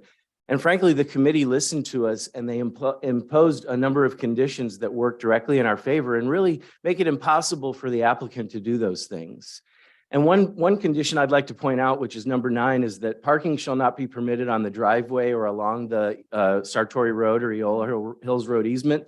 And according to the plan, there are 6 customer parking spaces dedicated for customer parking. 6. So I want you guys to remember that number because it's going to come up again. So what this really means is, as of the time that Corollary opens their tasting room, whenever that happens to happen, they'll be able to have multiple tasting appointments per day, multiple appointments between 9 and 6. So that could allow as many as, say, 6 to 8 different 1-hour tasting appointments with 6 cars arriving and departing at the same time. So that's 12 cars because you got 6 cars in the parking lot. So those people got to leave while the people that are replacing them arrive. So there's the opportunity for as many as 12 cars to be on Sartori Road at the same time. And we decided, hey, let's find out what that looks like. So we conducted our own traffic study. And I called my neighbors and I rounded up 12 cars and 12 drivers and a buddy who has a drone and a camera. And we went ahead and conducted our own traffic study. And we're going to take a look at the video that we recorded throughout the course of that traffic study. This video lasts just under 3 minutes. So I'm just going to let it run and minimize the commentary, because I think that it pretty much speaks for itself.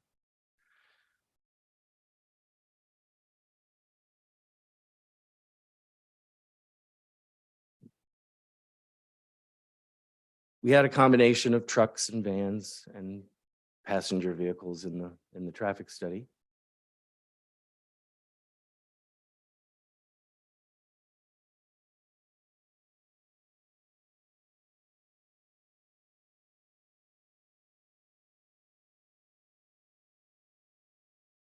We also discovered that there were some blind spots on the east end and the west end of the road that could produce some pretty dangerous consequences if people are traveling at speeds in excess of 20-25 miles an hour. So this is coming up from the Eola Hills side of Sartori Road. So you can see a pretty significant blind spot. There's Bill down at the bottom of the hill. And there's a couple of Brittany's children playing over there on the left, but you can see that we've got a blind spot approaching from the Eola Hills Road, and then this is coming from the other direction. So if automobiles are traveling at excessive speeds, that blind spot could be a real danger. And then on the other side, on the west side, there's also a blind spot coming from the gated neighborhood up to the driveway entrance. And the car that was there a minute ago is actually located right at where the driveway currently is located. And the car is now parked where we believe that the driveway should be located, which is about 200 miles east. And by doing that, 200 feet east, 200 miles, 200 feet. What's 500 and 1,280 feet between friends? But now the car is parked at the location where we recommend that the driveway be relocated. It's just about 200 feet eastward. This was kind of an opportunity for us to demonstrate that we have a lot of pedestrian traffic on that road, as well as automobile traffic. I ride that road 4 times a day. It's 1 mile each way, and I do about 8 miles a day on my bicycle on that road as well. And so by moving the driveway from its current location 200 feet east, it's going to really dramatically reduce the possibility of what you're about to see happening, because it's only a matter of time before this happens. Okay, based on where the driveway is located right now, this is gonna happen. And in fact, I want to move on now that we've had a chance to look at the video, because I think it speaks for itself. We've got some additional conditions that we'd like to ask the commission to consider, because the conditions that are there are all temporary. Bear that in mind. This is a conditional use permit. So we appreciate the conditions and we appreciate being listened to, and the fact that, you know, the opportunity for them to turn this into an event venue for weddings and concerts and stuff like that has been shut down based on your actions, which we appreciate. There are a few things that we think you missed, that were missed, and those came to light as a result of the traffic study that we did last Saturday. You know, the first condition, and Jem Schofield is going to talk about this a little more. The condition number 5, we're a little confused about why this is needed. Why do we need to widen the first 250 feet of Sartori Road? I'm going to let Jem talk about that. If we agree to do that, it's got to be done with the approval of the affected landowners. We bring that up because recently we noticed that the deep houses were out there with a firm spray painting and measuring and stuff, and nobody knew what was going on, and nobody had been involved in that. So maybe that's a good idea, but we'd like to be involved in that and not be observing it after the fact. We believe that there's a need to place speed bumps to move the access road. And then I have a final condition that I want to talk about at the end, because that's actually my condition. Jem's and my other neighbors are going to talk about this in a little bit more detail, but there's an opportunity to place some speed bumps at specific spacings to minimize the opportunity of problems happening along those blind spots. I don't know what X and Y of the right numbers are, but I think we've got enough smart people who can figure that out. we want to move the driveway entrance 200 feet to the east. I think I've sufficiently flogged that topic. I also had a little real estate left on my slide, so I wanted to include a picture of what happens in the winter on the other side of that blind spot when a truck comes barreling down the hill and you got to get out of the way really fast. So maybe this is also some conditions applied around the months of the year that the tasting room can operate, because I don't think people want to come to a wine tasting in those kind of conditions. And then the final condition that I want to propose, and this was actually, I submitted this condition before the first hearing, and this condition was not added. And it wasn't articulated as to why it was ignored, but I want to put it out there again. I would like a permanent condition to be placed that they can only have 6 customer cars on the premises at any given time. And I mean customer cars, not employee cars, but customer cars. Because for every customer you got to put in the parking lot, one's got to come and replace it. So if there's 6 cars and if there's room for 6 cars in the parking lot, that means there's the opportunity for 12 cars to be on Sartori Road at the same time. If they increase the size of the parking lot to 10 spaces, 12 spaces, 20 spaces, now you're talking about 12, 24, 40 cars on Sartori Road at the same time. And that's just not possible. And so maybe I'm speaking out of school here and asking for a condition that you guys don't have the authority to apply, but I would also put it to the corollary folks to do the right thing. And instead of telling us, hey, it's unlikely that we'll ever meet the capacity of our tasting room, so you don't have to worry about it, but we reserve the right to do that if the situation calls for it. That's what we heard from them. I would have rather heard them say, hey, while our capacity is this, we want to be responsible neighbors. And so we're going to deliberately hold back and underbook our tasting room to make sure that we don't overwhelm the road with traffic. We never heard that. We never heard that. We never heard them say, what do you guys think about a tasting room? We're thinking about opening a tasting room. We never heard that. It was mentioned on a slide, and my esteemed neighbor, Jim, brought up the fact that, yes, it was mentioned in the first Zoom meeting. It was mentioned as an afterthought. And then when we saw the application, that was suddenly the number one priority was to opening the tasting room. Suddenly all of our assumptions about their intentions, we had to question. So we're here today saying, thank you for listening to us. We're here to say to Corollary, welcome to the neighborhood. We really love the fact that you're going to plant beautiful vineyards where the Johnsons wrecked that land. We really do appreciate that, but we want you to do it in a way that's responsible. And a commercial operation requires a level of responsibility that, frankly, Corollary has not demonstrated that they're ready to operate with. So that concludes my testimony. If you have any further questions, I'm happy to answer them. Otherwise, I'm going to turn it over to the other appellants who have also submitted appeals. Thank you, Tom. Any questions, commissioners? Okay, I'm going to go ahead and stop sharing Appreciate it. if I can get my cursor back. Okay. Okay. So that brings us to, let's see.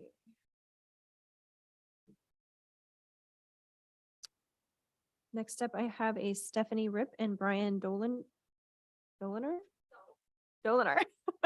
Guys, I'm really struggling today. Dolinar. Yes. Okay, Doliner. Hey, if you could state your name and address for the record. Certainly. Packet, I'm not sure if they got a copy of it yet. Pictures and stuff. You guys have a copy? We had 4 extras. Oh, they're all here. Hello. Okay. Hi, we are Stephanie Rip. I'm Brian Dolinar. We live at 6930 Southeast Sartori Road, which is the property that is pretty much right in the middle of the proposed vineyard. Dan and Jean's property borders our property on the south and west sides by about 900 feet. We have owned our property for 3 years and lived here for 2.5. We purchased in a neglected 5 acres that we have been actively rejuvenating. We have several years to go, but making progress. This is our Plan A property. This is our home. We hear and understand our neighbors' concerns about safety, from the road issues to children, pet, wildlife, as well as us older residents. We are speaking today to voice our views regarding some issues raised in this appeal. So we did some research regarding mainly the road issues. The current speed and signage for Southeast Sartori Road, and we looked up the ODOT information on a road of this type. ODOT says that Sartori Road should have a statutory speed between 25 for a residential road and 15 miles an hour for a narrow residential road. And then I highlighted here the ODOT information, screenshot it for you. If you go through Sartori Road, it is currently posted at 15 miles an hour. There is only one sign at the far end of the road, and there is also a slow children at play posted in 2 locations. That's the only signage that we have. And if you look at the next page, you'll see a picture of the sign. The children is faded out, 15-mile-an-hour sign, and then the other children playing is obscured by brush. These are the current only signage on the entire length of Story Road, besides 2 or 3 neighborhood watch signs at the junction of Eola Hills Road and Sartori Road.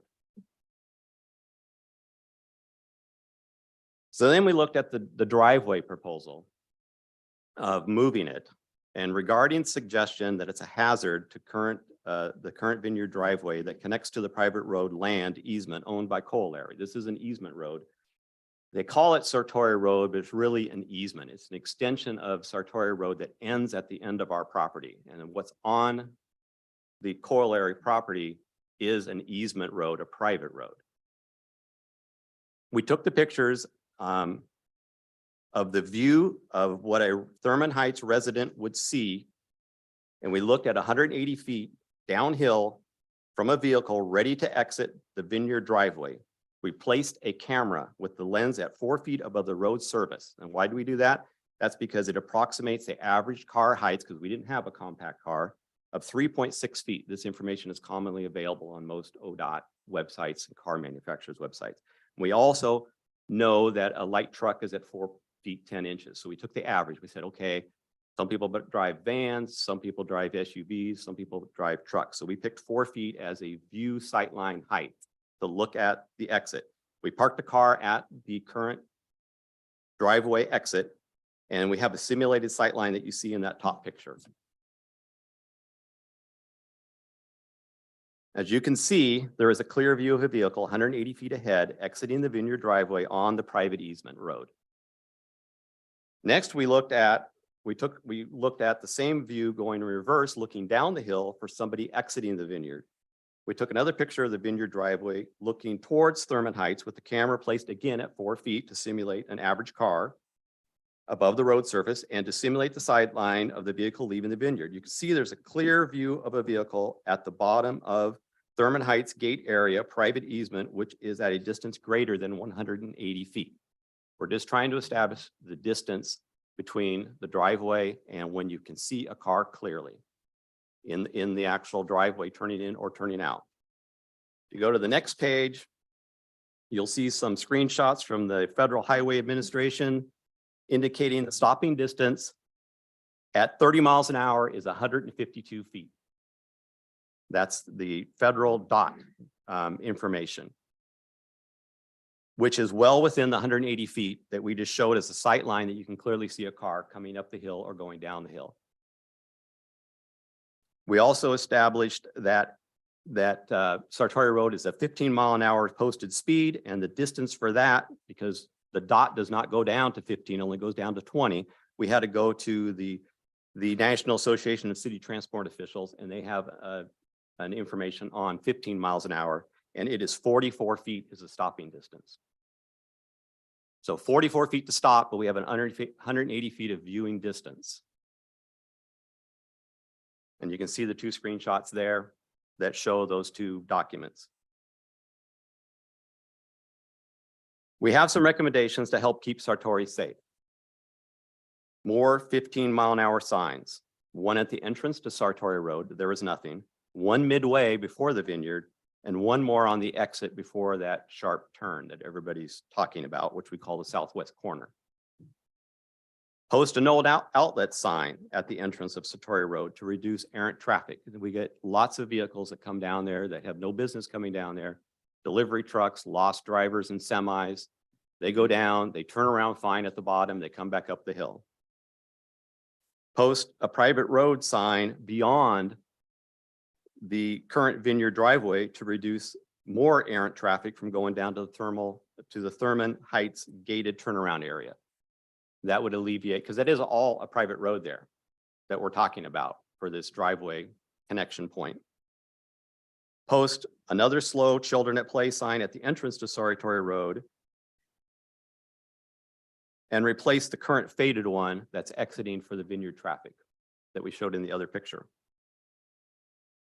Homeowners should keep the road edge clear and maintain overgrowth so signage remains visible. As you know, there's already one sign for children in slow that you cannot see in its current state. So in summary, we feel that a well-posted speed and children at play signage and foliage maintenance by the homeowners will help maintain a safe road. Others have suggested speed bumps to slow traffic. We are not in favor of speed bumps. We don't feel they are necessary. Speed bumps create additional motor noise, accelerating to the next bump, slowing down brake noise, trailer scraping over bumps. Speed bumps are not the answer in a quiet rural setting. We should just slow down traffic with signage at this point. The current Vineyard driveway is at a reasonable distance from neighboring properties and gives some privacy. This also allows the Vineyard to have signage and frontage. And it also is their private easement. The data we found does not support moving the current Vineyard driveway due to safety issues for sightline, reaction time, stopping distance at a reasonably posted speed. Thank you, Stephanie and Brian. Do you have any questions? Thank you. Please? Commissioners, any questions? Okay. Thank Thank you you. very much. Thank you.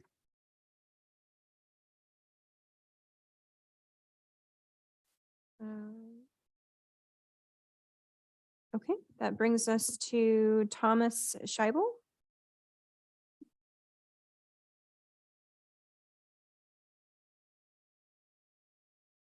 Good morning. Welcome, good morning. Morning. My name is Thomas Scheibel. I reside at 6600 Southeast Sartori Road in the Thurman Heights area. Have lived on our Sartori Road since 2008. I would like to also note that I am too an elected official in the state of Oregon. I serve on the Amity Fire District Board of Directors, and I am in no way representing the Amity Fire District in this conversation, Thank you. speaking strictly as a property owner on Sartori Road. To clarify the last testimony that you heard, the 15-mile-an-hour sign and the children playing sign was placed by the previous owner of their property. Yamhill County has done none of that. So they have not, there hasn't been any sign postage, no assigned speed for Sartori Road whatsoever. This was simply the placement of signs by the previous property owners where the Brian Doliner purchased. So just to clarify. I'd like to read a statement if I could. We welcome Corollary Wines with open arms as an agricultural neighbor.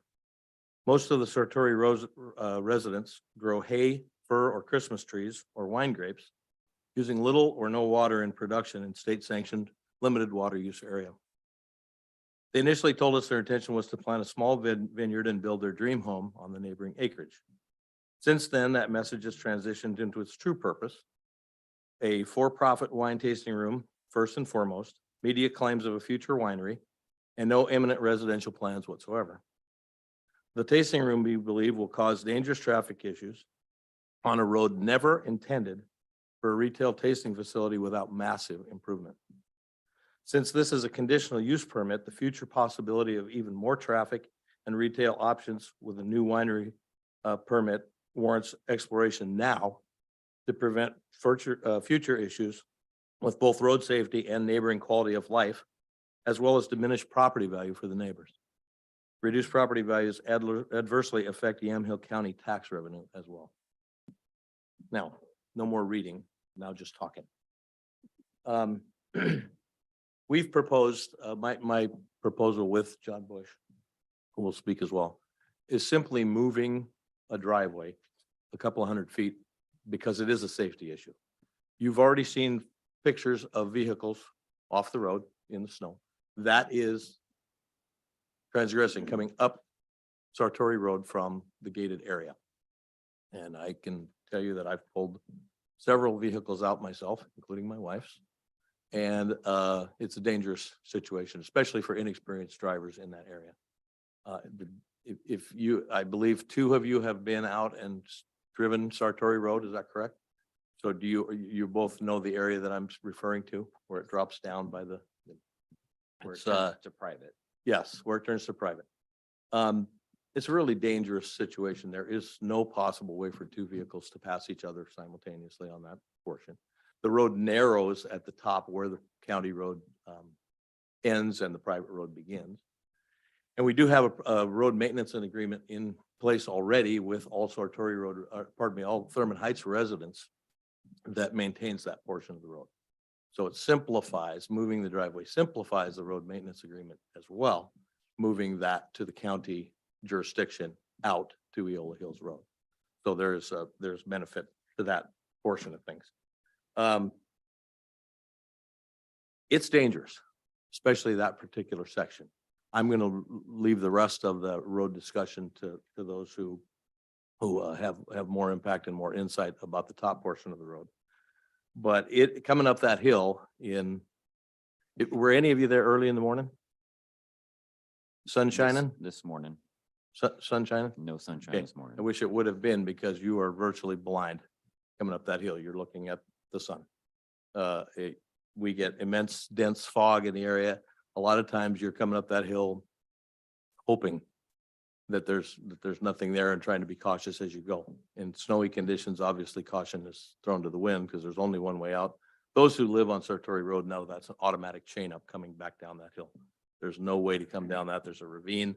I've actually placed boulders at the edge of the property line to make sure that someone who did lose control didn't go down into the ravine, which is partially our property and partially Corollary Wine's property. I would think from a winery perspective that Corollary would really be cognizant of safety issues and want the best for their guests as well. And this is a simple relocation of a driveway 200 feet to the east to make sure that we don't have any problems transgressing a hill, to make sure that we aren't coming up over the hill and seeing people walking, patrons. That's what we do now. We watch significantly for that, obviously. To move the road that short amount of distance to me is responsible and prudent, simply to alleviate any possibility for issues. If you've driven the road, you already know. The other portion of this that's important to know is that this is a conditional use permit, and that addresses the situation as it sits today, not as it sits tomorrow. So our fear, of course, everyone in the neighborhood is fearful of what happens in the future if this changes to a winery permit. Now we really have a problem. What if there are future events as goes on with many wineries in the area? Those are things that are all of concern.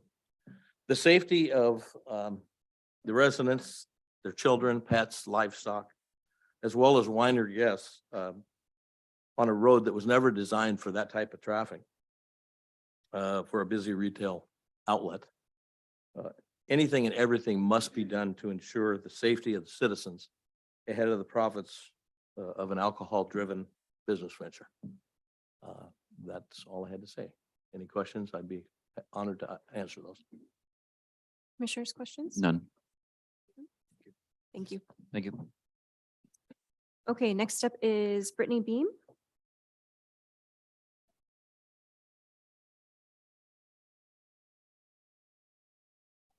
Welcome. If you could state your name and address for the record.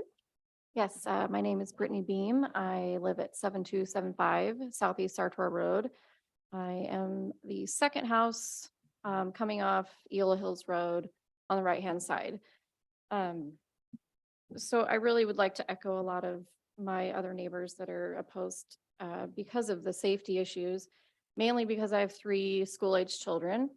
So I have a middle schooler and 2 grade schoolers that are on the bus that are let off at the end of Sartor Road and Eola Hills Road, Monday through Thursday, around 3:45 in the afternoon. My almost 14-year-old sometimes is home with them until I get off work. And so thus far, everybody's aware that they're there and the neighbors, and they watch out for my children, and they have no sidewalks or anything to go on.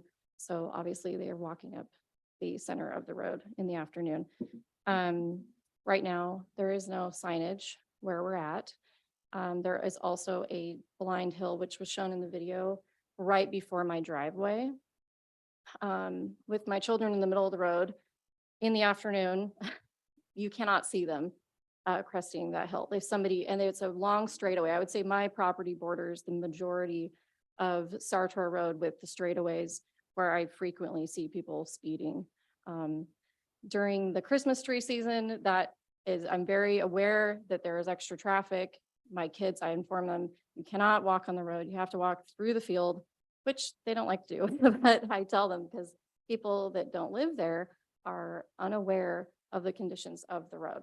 And I think they consider that it's paved. And so that means they can drive 35 plus miles an hour. And then they realize, oh, it's in areas single lane road. And I have seen many times where people have ditched their cars in my field. I have rutted out tire marks everywhere because people are driving too quickly and they have to get out of the road. And where do they go? They go right in my field. So my field is planted currently, usually it's grass seed, but this year it's for clover. And so it is leased. Obviously the farmers don't like it when their property, their crops are damaged. I usually never know who does it because I don't see it. But during periods where it's icy and things, it's more apparent that people are having struggles passing each other. They do also have a large amount of members already with their winery. I guess my other concern is that during the quarterly pickups, I believe they had said they have over 200 members. I know that some of those wines are shipped, but I do worry about the extensive traffic that will be placed on the road. When cars do pass, our road is getting damaged. There's large chunks of asphalt that have been broken off that are all along my property line because people are literally squeezing to the very edge of the road without, their tires falling off. And sometimes they do, but it does damage the road more. Let's see. And I think, I would ask that there at minimum be signage placed 15 miles an hour maximum. I don't think that's going to necessarily deter people from speeding. I think people that are on a summer day that are out wine tasting and drinking are going to drive as fast as they like. And so I have a huge concern for that, that if anybody's hit over 25 miles an hour, I think it's been proven that it's a severe bodily injury or even death. So I, as a mother, am appealing to Corollary to improve the road to a point where we can all be safe if we have children or walkers or bikers in the road. I would like to see speed bumps added. I know there's people that don't like them. Honestly, I don't like them, but I don't see how unless you know the road, it's going to deter people otherwise with just signage alone. And so, like I said, that really echoes more of what everyone else is saying, that, we know they're going to be here. I want to be neighborly with everyone. This is our forever home. This was our dream. It was a huge investment for my family, and we don't plan on going anywhere. But we do want to keep the community safe, and we want the children and the animals and everybody to, not be harmed. And so I think we wouldn't be having this discussion otherwise, because everyone that lives there is very courteous and they understand the road and they drive very cautiously. So that's all I have to say. Thank you, Brittany. Any Thank you. questions, Thank you. commissioners? All right. Thank you very much. Appreciate it.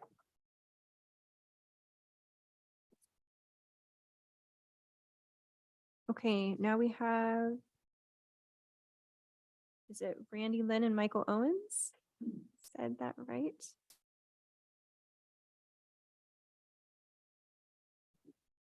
Welcome. If you could please state your name and address for the record. I'm Michael Owens and this is Randy Lynn Owens and we reside at 7,000 Southeast Sartori Road. Our property borders the vineyard property to it would be the west on the upper end of our property. I think obviously the biggest concern that everybody's bringing up here is safety, that the road's not wide enough. Brittany who just spoke, her kids and our kids go back and forth on bikes, running back and forth, the blind spots. That's the biggest concern, is that not the people that are the residents there are very aware of driving slow, and that there are kids and animals in the roads at times, and it's the people that aren't residents, that aren't there frequently. I mean, just yesterday morning there was a box van coming down the road, 20-foot box truck, and while I'm getting ready to leave for work, and I kind of give him the slow down sign, and he slows down and rolls windows. What's up? Is everything okay? And I said, you got to slow down. He's like, well, I'm only doing 30.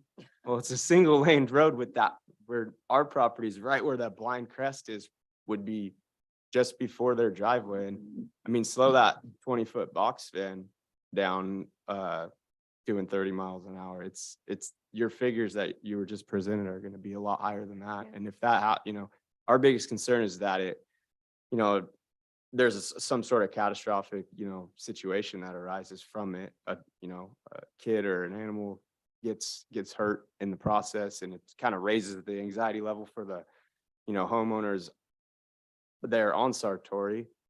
We spent a lot of money investing in purchasing a piece of property that was on a private road, and or it is, I guess it's not technically private, but it's a quiet, dead end road that we don't have a lot of traffic. So that was, that we can kind of alleviate some of those concerns, and the kids don't have to be as, we don't have to be as worried about what you would be worried about, in town with constant traffic and this and that. So,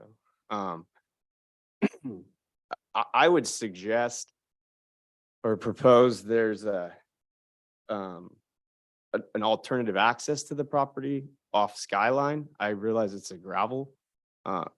Skyline is a gravel road. There's not a lot of houses affected by this. There's already a road that comes off of Skyline that is what appears to be an easement to the property to the south. That is a large timber farm that goes all the way to Yampo Road and has no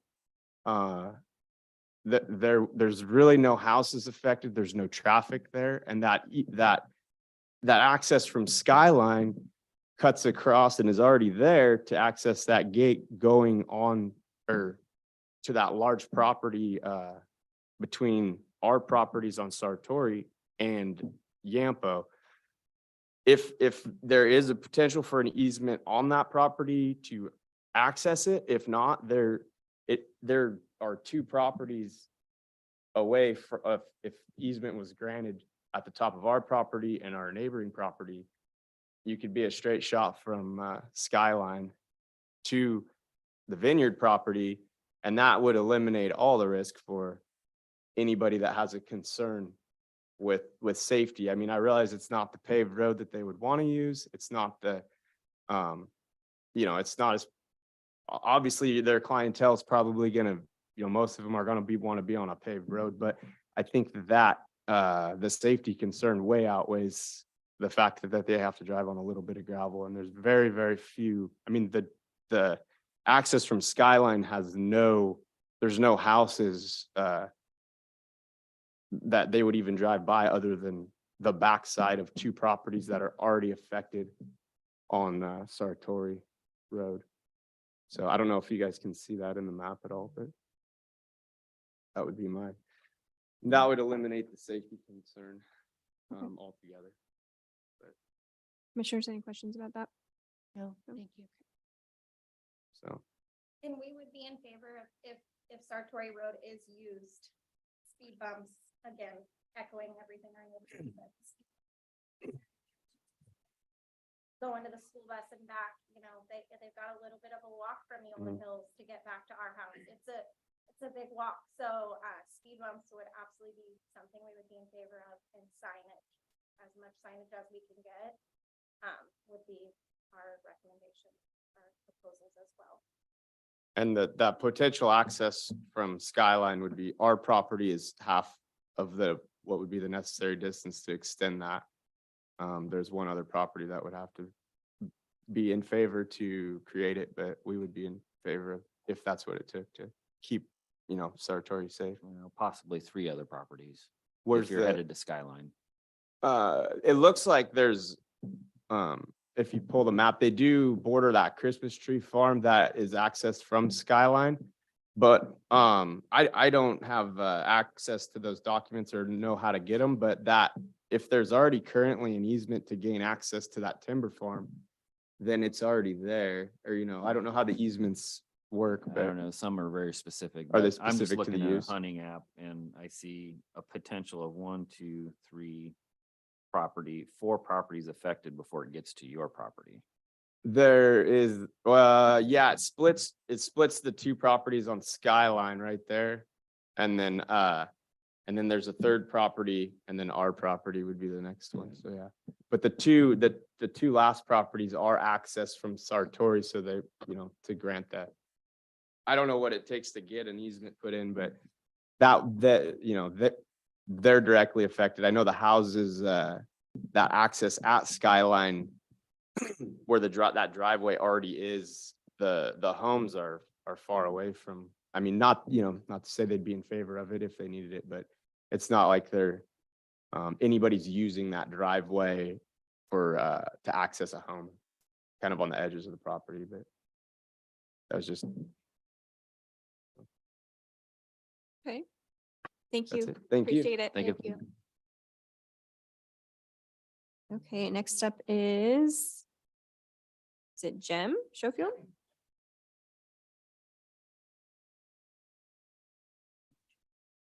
How are you? Good, how are you? Doing all right. I don't love doing this, but here I am. Jem Schofield, my wife Jessica and I live at 7176 Southeast Eola Hills Road. I'll start by saying that we have lived at the house that we're in now for a little over 5 years. We absolutely love our neighbors. It is also our forever home.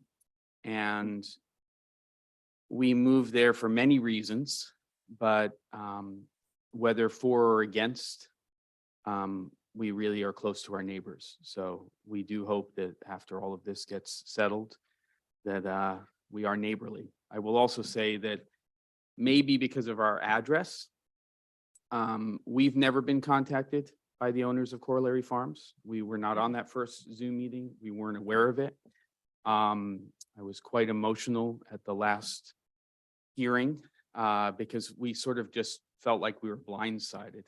And our property is somewhat unique because the entrance to our property down on Eola Hills Road is next to 7160, which is technically an easement that goes past Jim and Debbie's house. And a lot of activity has happened over the last few years down there, including a tremendous number of vehicles that come up our driveway now, thinking that they're accessing the easement or Eola Hills Road. This is obviously going to make us think about and probably have to incur additional expense and put a gate down there.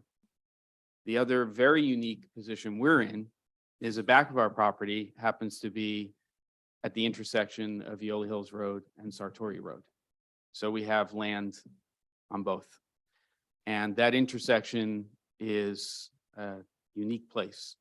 It's where the school bus picks up children in the morning. It's where it drops them off in the afternoon. It's where pretty much everybody's mailboxes are in that neighborhood. And it's also where Recology picks up all of the waste. And on a Tuesday to Thursday, every week, there's somewhere between 10 and 15 90-gallon receptacles that just sit on our property. Sometimes they're never picked up. Sometimes they are. They blow over. If you're familiar with the area, it's very windy there sometimes. It's very foggy there sometimes. We do get ice. We do get snow this winter in particular. So we don't object to a vineyard. We don't object to what we know contributes to a lot of the economy in Yamhill County and the state of Oregon. We participate. We're wine drinkers. We enjoy, that industry. What we do see is a conditional permit being asked for, and what we know will eventually become a full-blown winery. At least that's in the plans and it's been stated verbally. And that is going to change the neighborhood considerably. It's just a fact. And it's not equipped for a commercial venture based on the way that road exists right now. My neighbors have stated it before. There are at least 3 major blind spots on that road. And the test that we did with Thomas Kapinski last Saturday really opened our eyes even more to how somebody who's not familiar, we were all driving 10 or 15 miles an hour because we know it's our neighborhood, but is not familiar with that road. It's not a 2-lane road, true 2-lane road. And it's going to be a problem unless safety measures are put in place. I'm not going to echo that anymore in terms of, except for the fact that we do believe speed bumps are very important on that road, hopefully placed in places that are not in front of people's homes, but in places where we're about to get to a blind spot or just after. We don't like speed bumps either, but we think that we know that people don't pay attention to, and they don't drive the speed limit all of the time. You add to that wine drinking, having fun, it's summer, it's your second stop on your wine tasting. There's a lot of kids, a lot of grandkids, a lot of animals on that road, and they don't think about those things, and it's going to happen. So the intersection is a place that I want to address. In our appeal, we had a lot of concerns about waste management and how that was going to be handled for a commercial venture. I think that the reality is in the year or two that 3, there's going to be a lot more waste that's going to be produced from that one commercial venture than all of the other residential homes in the area. And you can't add more 90-gallon receptacles, at least on our side of Eola Hills and Sartori Road. It's just so much already. And I do want to state for the record that as an amendment, because our understanding is Recology will not go down Sartori Road. Maybe they'll do it seasonally, but during their weekly pickups, they're not going to go down that road. It is not a public road, as the attorney stated. It is a county road that's privately maintained. So we have to address the waste management issue. It's a big one, I think, in the future. There are already some receptacles that are on Eola Hills Road. So when you pass Sartori going towards Skyline, there are some receptacles that are placed there. Our recommendation today would be that any receptacles that relate to the commercial side of Corollary Farms are on Eola Hills Road for pickup, for Recology. We know that they can't be picked up on the property, at least to our understanding. And also to our understanding, and it may not be correct, Recology has, for a better or worse word, a monopoly on the waste management in that area. So having a private company handle waste management for that commercial venture doesn't seem to be an option. So we would like to amend in our appeal that the waste management, it was just sort of our request, happen on Eola Hills Road and not on our side of our property where the majority of the receptacles are. And oftentimes they're just left. So that's a pretty major issue. And I think that, it's pretty important. That intersection as well, we still don't understand in the conditional permit.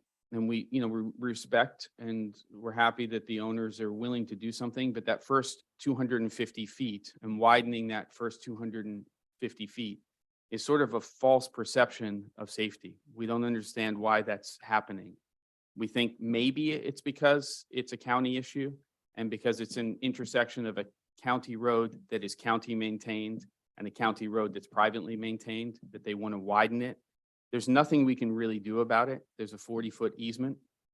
But people come whipping around that corner on Eola Hills Road onto Sartori Road, and they don't realize what kind of road they're going onto. If that road is wider at that point, then there's going to be essentially a 2-lane road going into a 1.5, almost 2-lane road as you go down Sartori.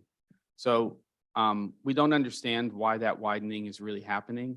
We do see, spray paint. It's all on our side of the road and on the beam side. It's not on the other side of the road in terms of widening. So we don't see it being widened on both sides. And we know because there's an easement, we may not be able to do anything about it, but we also don't see how it's gaining anything in terms of the safety of the road. So, we know that signs don't always work. We want lots of signs up. We want it to be 15 miles an hour. We want there to be, speed bumps. But I think those are, some of the main things that I wanted to, to cover. We are concerned about the depreciation and the value of our home. I mean, we've all, I think, in this area, probably seen our homes appreciate considerably over the last few years. And it will create a lot of traffic, we just want it to be safe. That's really what it boils down to. So I don't want to echo too much again what other people have said. I think people on the record have said a lot of the other things that we are concerned about. We care about our neighbors. We care about the area we live in. We love our freedoms, our quality of life. And we don't want that to change, but it will change. But hopefully it's done responsibly in a way that is neighborly. And it's one thing to create an environment, a bubble that people enter that is this amazing thing, but it's everybody else outside of that bubble that has to live there every single day. And we really want the owners of this property to really consider that as a whole, because we are their neighbors. And again, for or against, we're against because of safety. We're against because of lack of consideration for the actual neighborhood. I think this can be done in a better way. Any questions? Commissioners?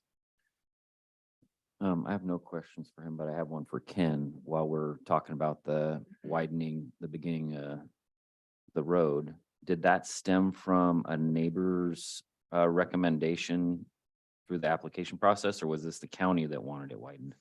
Yeah, so the 250-foot increase in the paved surface of Sartori Road, which if you kind of look where have my cursor right here, Yeah. It's this first portion coming off of Eola Hills down here. That came as a comment from the roads department after observing how Sartori Road comes off of Eola Hills Road. There is sort of an interesting turn that occurs Kind of there a where it's very, backwards turn, yeah. right. And that sort of was born out of the concerns raised by surrounding property owners that the lane was too narrow to accommodate 2 vehicles.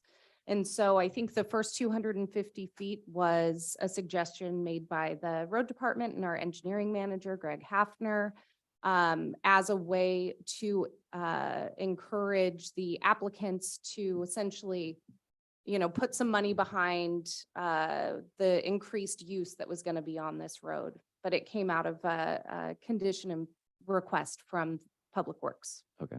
Okay.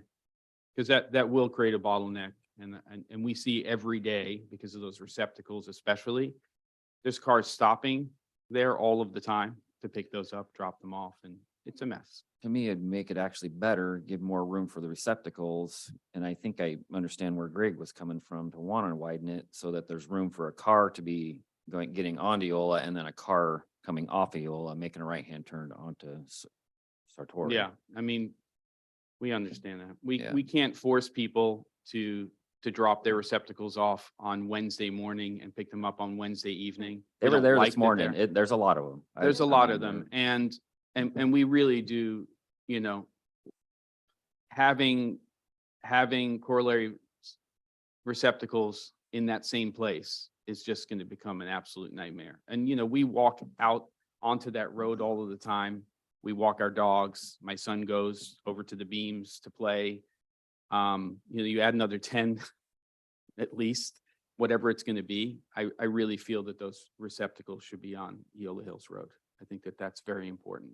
And God forbid, you know, a dumpster gets put there. I mean, there's going to be a lot of waste, and that's to be expected with a tasting room and eventually a winery. Is there, this question is for Ken maybe, but is there a restriction for us on our ability to say that a county road that's privately maintained needs to be widened?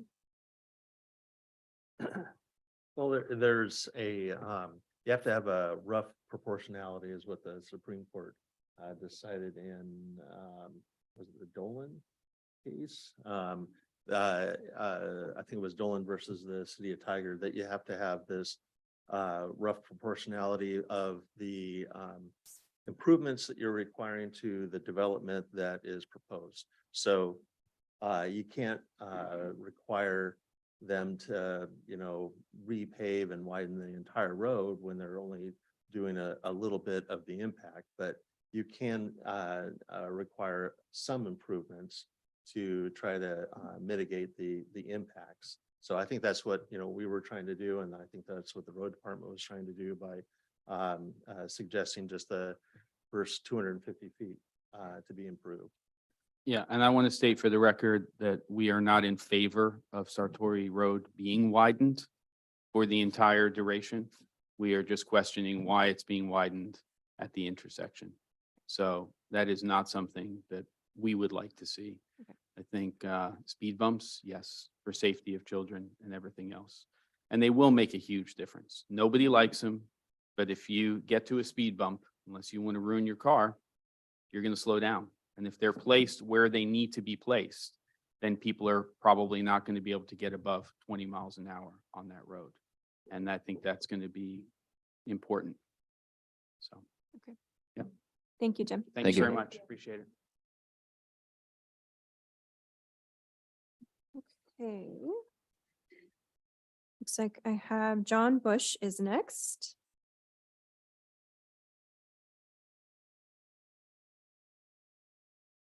Welcome, John. Thank you.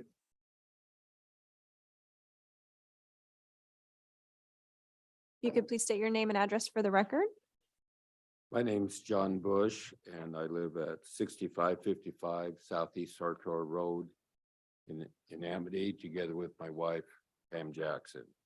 And our name is on the appeal that Thomas Scheibel and Marie Scheibel also filed.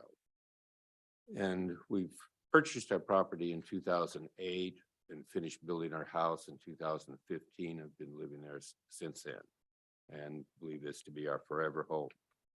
Our family is concerned about the safety in the neighborhood and on the road traffic. And we support most of the comments that have been mentioned by the other people here, including the video work that was done this past weekend. What I would like to talk about is this picture of Sartori Road coming up from the Thurman Hills Gate. And on it, it's an example of snow covered with a car off the road. The car went off the road because it couldn't maintain the speed to go up the hill. And when it stopped and started sliding backwards, it slid off the road going back downhill. So it's a very steep hill. There's a lot of slush and ice in the wintertime. And unless you chain up at the bottom and know to do that, it's extremely difficult to make it up. And it is a danger. There is not room for two cars to pass each other in snowy or icy conditions. And also in the summertime, as Thomas had mentioned, that the glare from the sun going up the hill is a problem, as well as coming down the hill with the western sun also in your face, makes it difficult to see people walking, dogs, or other animals on the road. So it's important to be able to see what's on there and be going at a slow enough speed. With the wet roads and mossy conditions on the road, the braking distance is much longer. I drive a 1-ton truck most of the time. So coming down the hill, it's difficult to stop on wet conditions. Also looking up the hill, there's a blind spot at the very top, which is why we're in strong support of moving the entrance to Corollary Farms tasting room up to 200 feet closer to the fence line condition where the Doliners live. And would like to see that being added. We're in support of most of the road signs and the speed bumps that the other neighbors have mentioned. Other possibilities that include alternate easements, we would be in favor of. And we know that possible to Skyline Drive had not been discussed before, but could be considered going across by the Owens property, across the Hendricks, and then by the Goose's property, who had stated during the planning commission that they were also in favor of the Corollary Farms. And that's basically what I have in terms of testimony about this. Are there any questions? Thank you, John. Thank you. No, thank you. Okay, that's all the forms that I had for testimony in opposition. If there's anyone else that would like to come forward, please do. Or if you're online, please raise your virtual hand.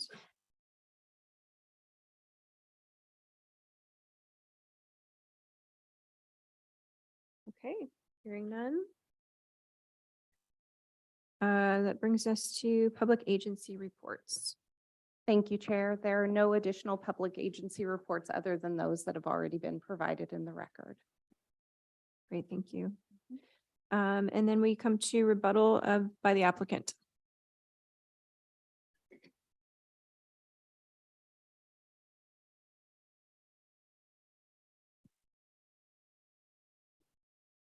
You could again state your name and address for the record.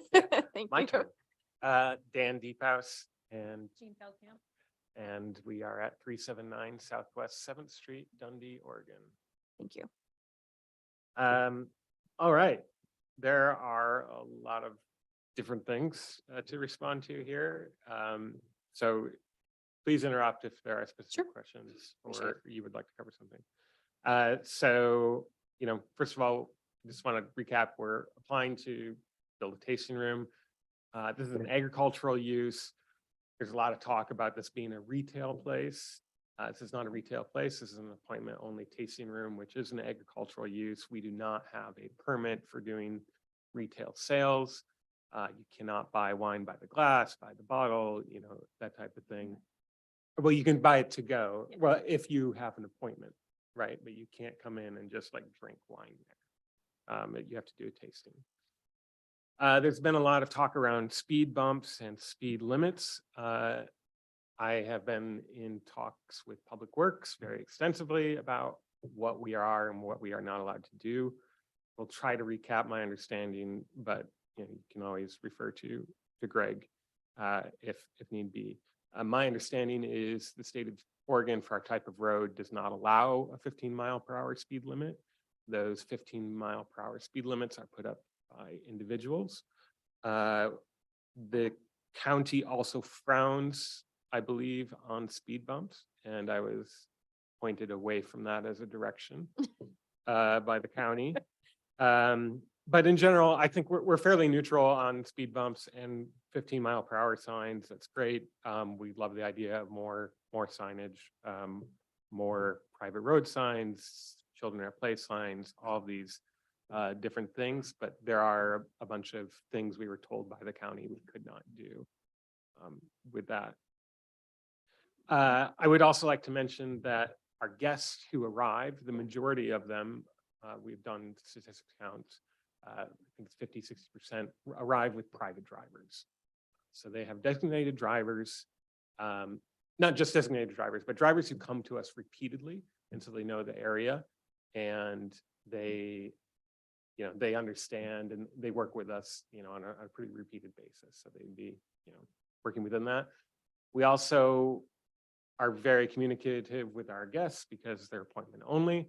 For our tasting season last year, we had a spot at Winters Hill and we gave all of them very detailed instructions about how to get there. And, because it is somewhat complicated. So we've kind of learned how to, communicate to the guests in that regard.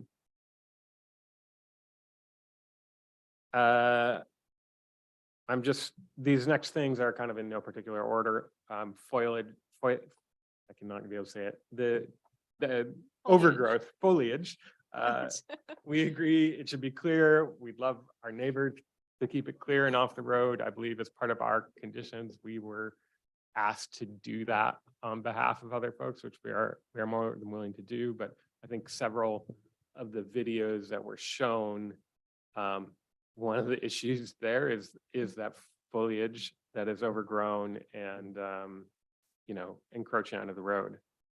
Are you referring to the blackberry bushes in the easement No. on the side of the road? Sorry, at the corner, that 90-degree corner on Sartori that sort of narrows down, there are 5 or 6 feet of sort of overgrowth into the road surface there.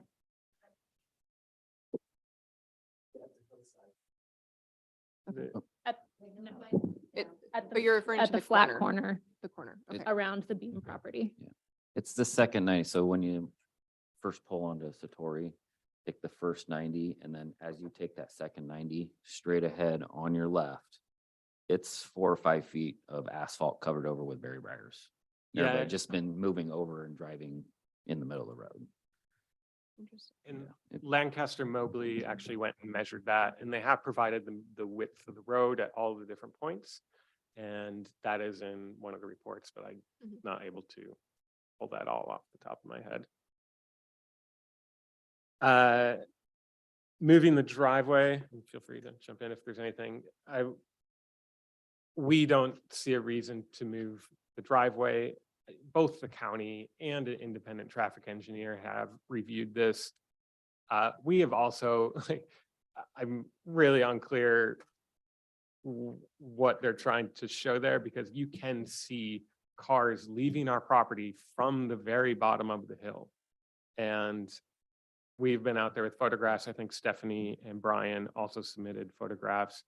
The road is where it is for farm access, right? It's there so we can get trucks in and out, harvest grapes, and moving that makes it more inconvenient. And we need to have a road in the middle there anyway for the farm access. So it just makes it more expensive and more difficult for us. And so we're very much in opposition of moving the driveway.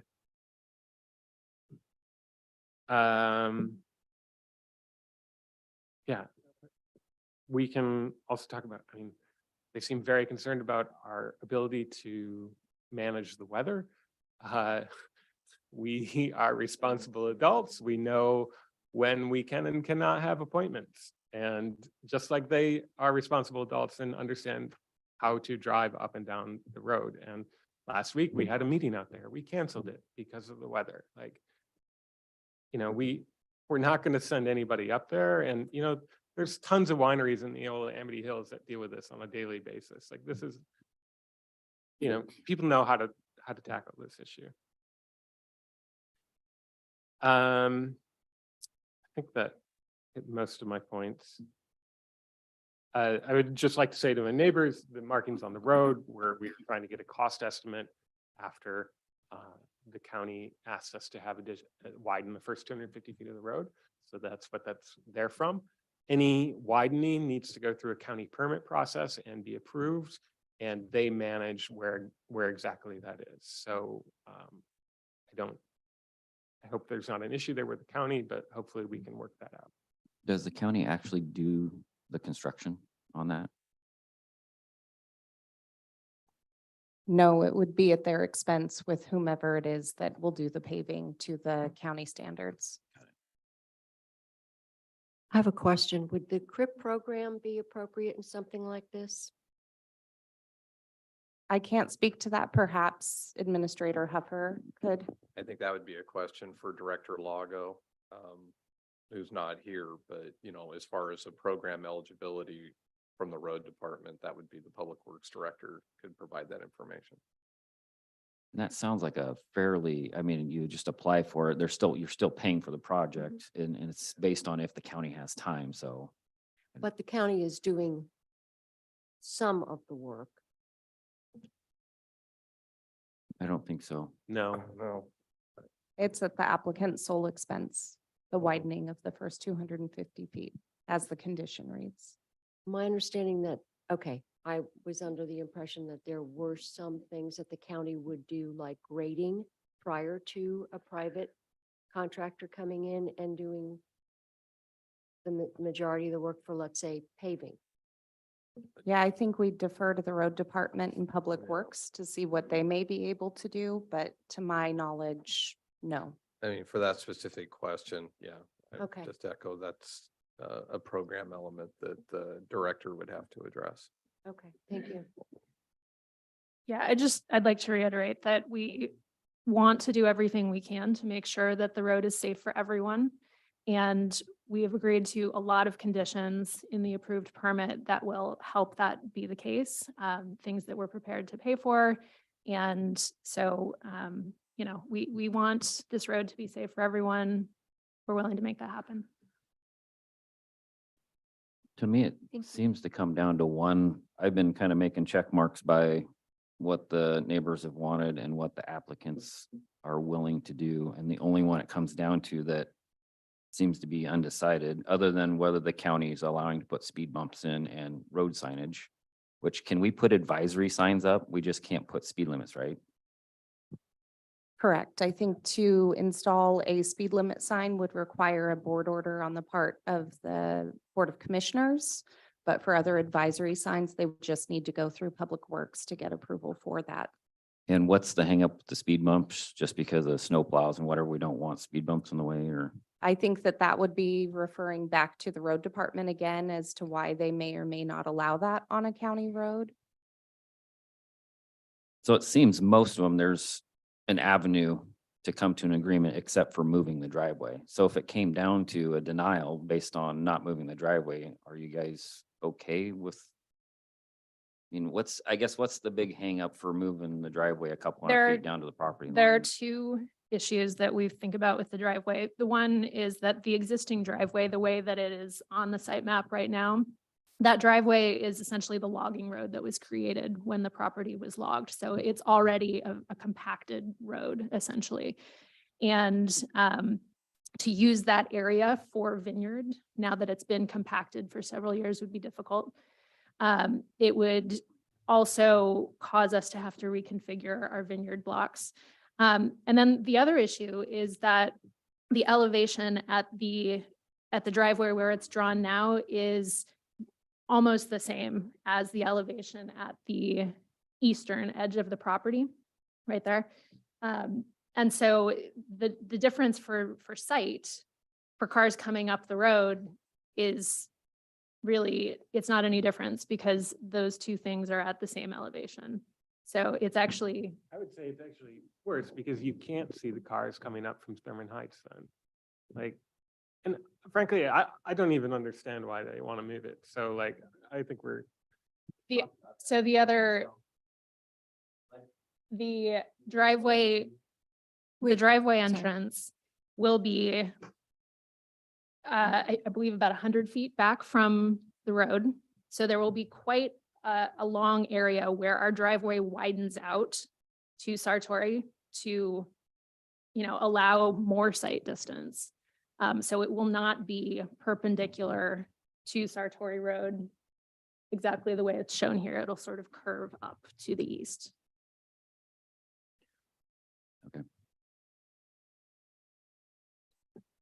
Okay, any further questions? No, thank you. Thank you. Thank you. Thank you very much.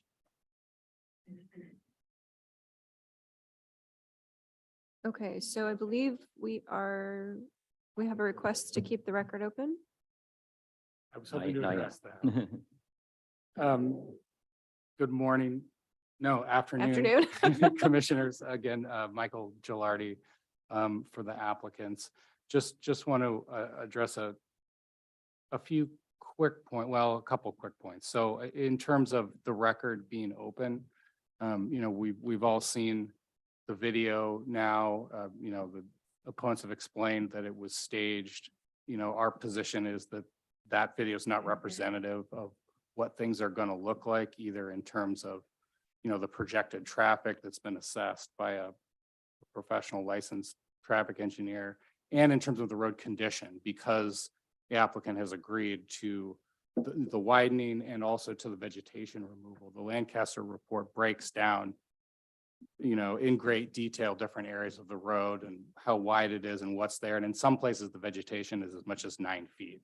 So it's going to look different than what that video shows. You heard other evidence today that rebuts that video, that the sight lines are good, that logging trucks have been able to go up and down the road. So I don't believe we need an open record period unless there's something more specific that you would like to see that you haven't seen. That would be my proposal, that we close the record. Okay. Now, just in terms of we just talked about moving the driveway. It's not clear to me what the proposal is from the opponents. I think there's been a few different proposals for different access than what the applicant has proposed, that the county professionals have evaluated, that Lancaster Engineering has evaluated. So I'm not sure there's any basis really to pick any alternative over the one that's been proposed. Certainly the county road staff has not evaluated the alternative access points. At one point today, one of the opponents was talking about a potential access of a skyline that's similar, but I think different than an alternative access to the south that was proposed to the Planning Commission. And so I just want to be clear for the record that, Corollary does not have the property rights to have an easement over somebody else's property, either to Skyline or to the other road to the south that was proposed to the Planning Commission. And then finally, just a couple words about, kind of the policy dynamic here. This is a farm zone, and a basic policy of the county and of the state is to protect farm and forest zones for natural resource uses. Most of the appellants live in Thurman Heights, which is a private gated residential community and a farm zone. That's really unusual. I mean, that's contrary to basic land use policy. And, when they developed their houses, they were all required to sign covenants that recognized that they were in a farm zone and that the policy of the county is to protect agricultural uses in farm zones. In addition, there's a rule in the county's land division ordinance that says that you can't have more than 3 parcels served by a private easement.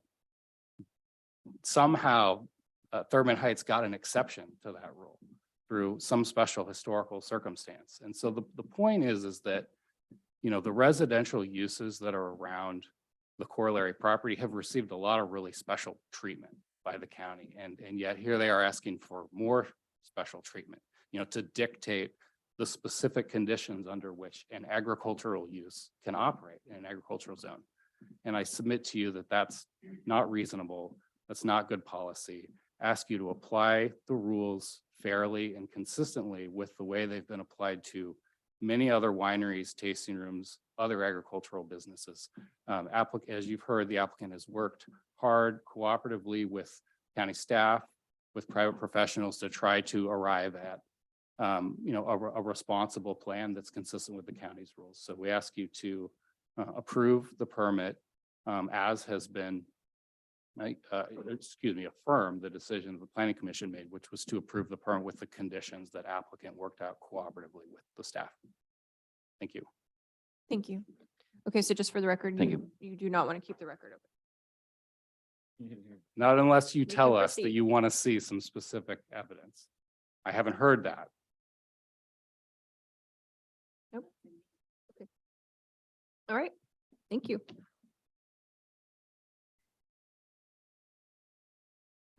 Okay, that brings us to staff recommendation. Thank you, Chair. So before I give the recommendation, I wanted to explain one of the permitted uses in this zone.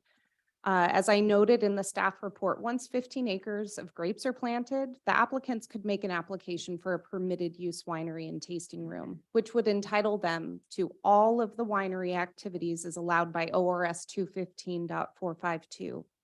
In addition to being able to produce and distribute wines, these allowances would include but not be limited to conduct operations that are directly related to the sale or marketing of wine produced in conjunction with winery, including A, wine tastings in a tasting room, B, wine club activities, C, winemaker luncheons and dinners, D, winery and vineyard tours, E, meetings or business activities with winery suppliers, distributors, wholesale customers, and wine industry members, F, winery staff activities, G, host charitable events and open houses. I want to stress that all of these uses are permitted with a permitted use winery, full stop. A permitted use winery application would only be subject to the site design review criteria and would limit the imposition and scale of possible conditions of approval that can be imposed by the county. And I mention this because in a short period of time, the applicant could apply for a permitted use winery with potentially greater impacts. However, they instead are requesting a conditional use, by appointment only, tasting room with limited hours and operations, and no on-site wine production.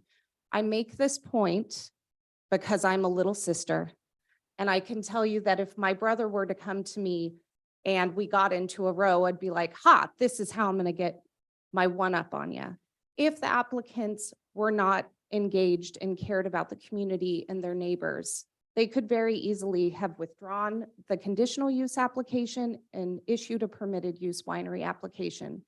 And what they would be able to do would be far greater than with the conditional use application that they're seeking. This demonstrates to me that they are concerned about their community and neighbors and are wanting to take steps to mitigate that and hear their concerns. The proposed conditions of approval imposed by the Planning Commission at their February 2nd, 2023 hearing took into consideration the concerns of neighbors, the recommendations of other public agencies, and the underlying approval criteria for such a request. This included requiring the applicant to pave the first 250 feet of the public portion of Sartori Road to a minimum of 20 feet wide. This condition was at the recommendation of the Yamhill County Road Department.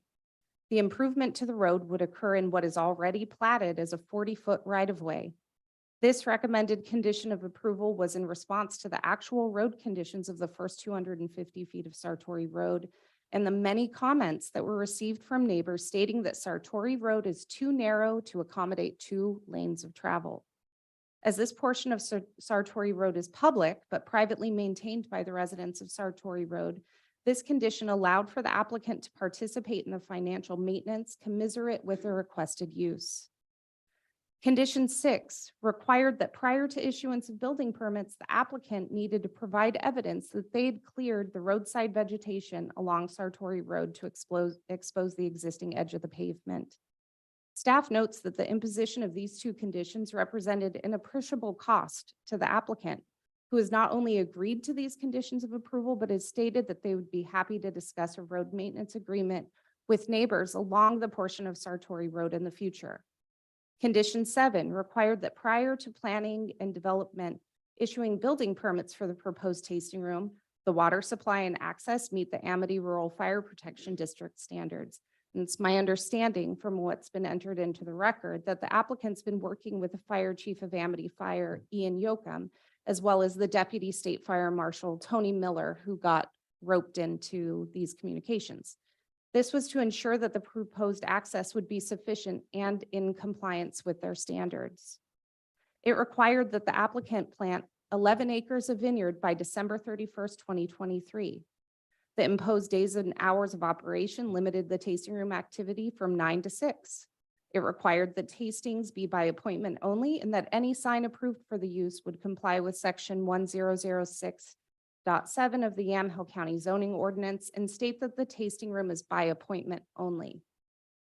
Condition 8 required that there be a minimum number of parking spaces permanently maintained so that there's a minimum of 1 parking space for each employee on maximum working shift and 1 parking space per 100 square feet of tasting room area pursuant to section 1007 of the YCZO. Staff notes that some of the appellants are requesting that a more prohibitive restriction of only allowing 6 cars on the parcel for the tasting room at any given time. While this was recommended by the appellant during the Planning Commission and in the comment period, staff did not recommend it as a condition of approval. The reason for this is because this is a condition that cannot reasonably be enforced by the county. To do so would require a dedicated staff member to conduct car counting for this site in perpetuity to ensure compliance and creating some methodology to measure which vehicles on the road are generated only for tasting room traffic. The site includes vineyard, which will generate traffic for vineyard maintenance. The site at some point can support a single-family dwelling. The additional legal lot in the AF10 zone could support an additional single-family dwelling. Changes to state legislation, if codified in the county zoning ordinance, could allow for accessory dwelling units in this area. These uses are permitted in the AF10 zone, which would increase traffic on Sartori Road.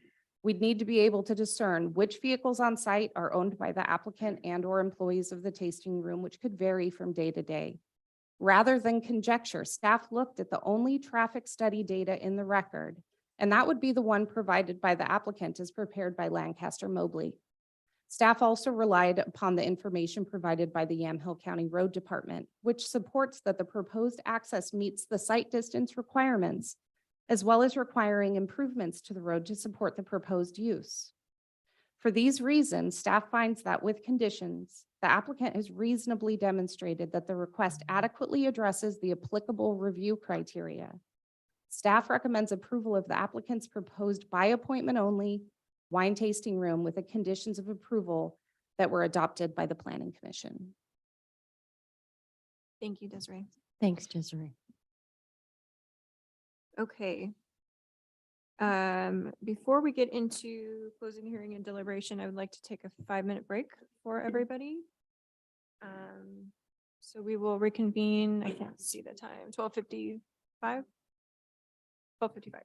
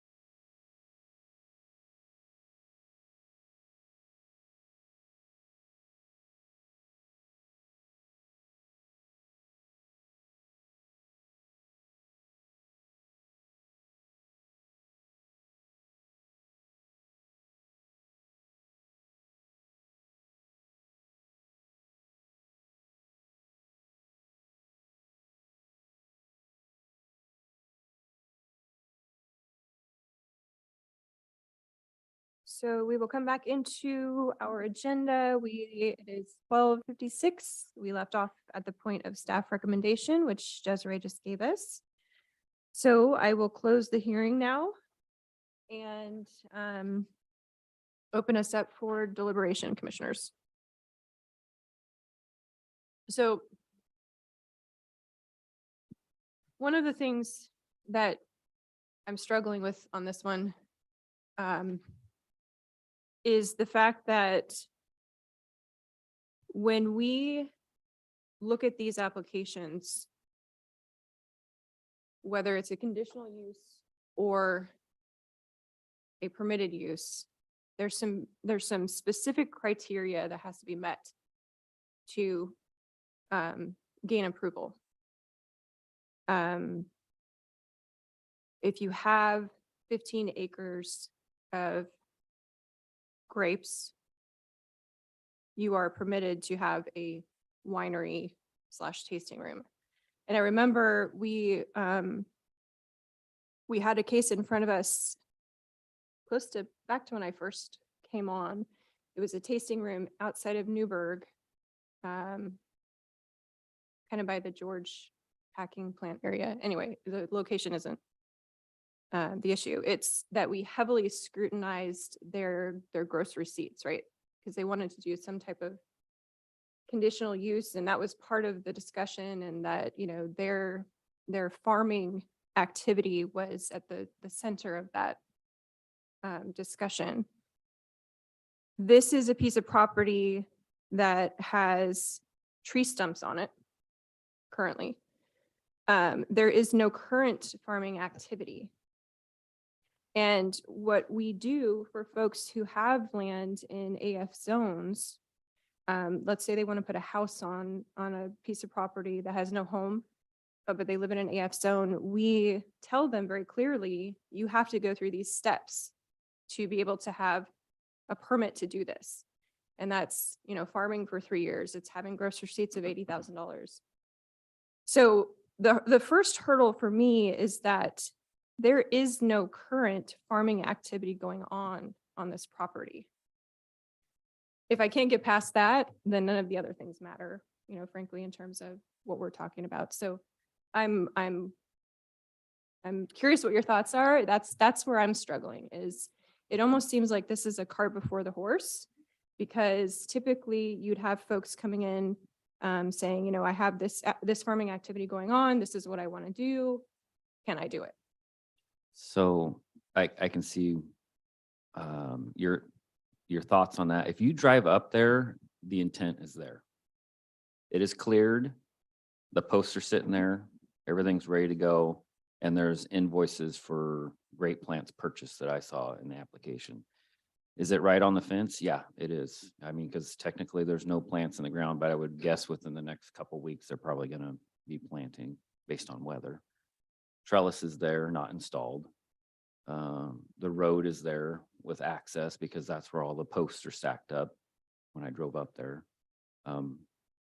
It's Yeah. going to be hard to reverse the direction that they're going with everything that I've seen, as far as it establishing farming. I understand that.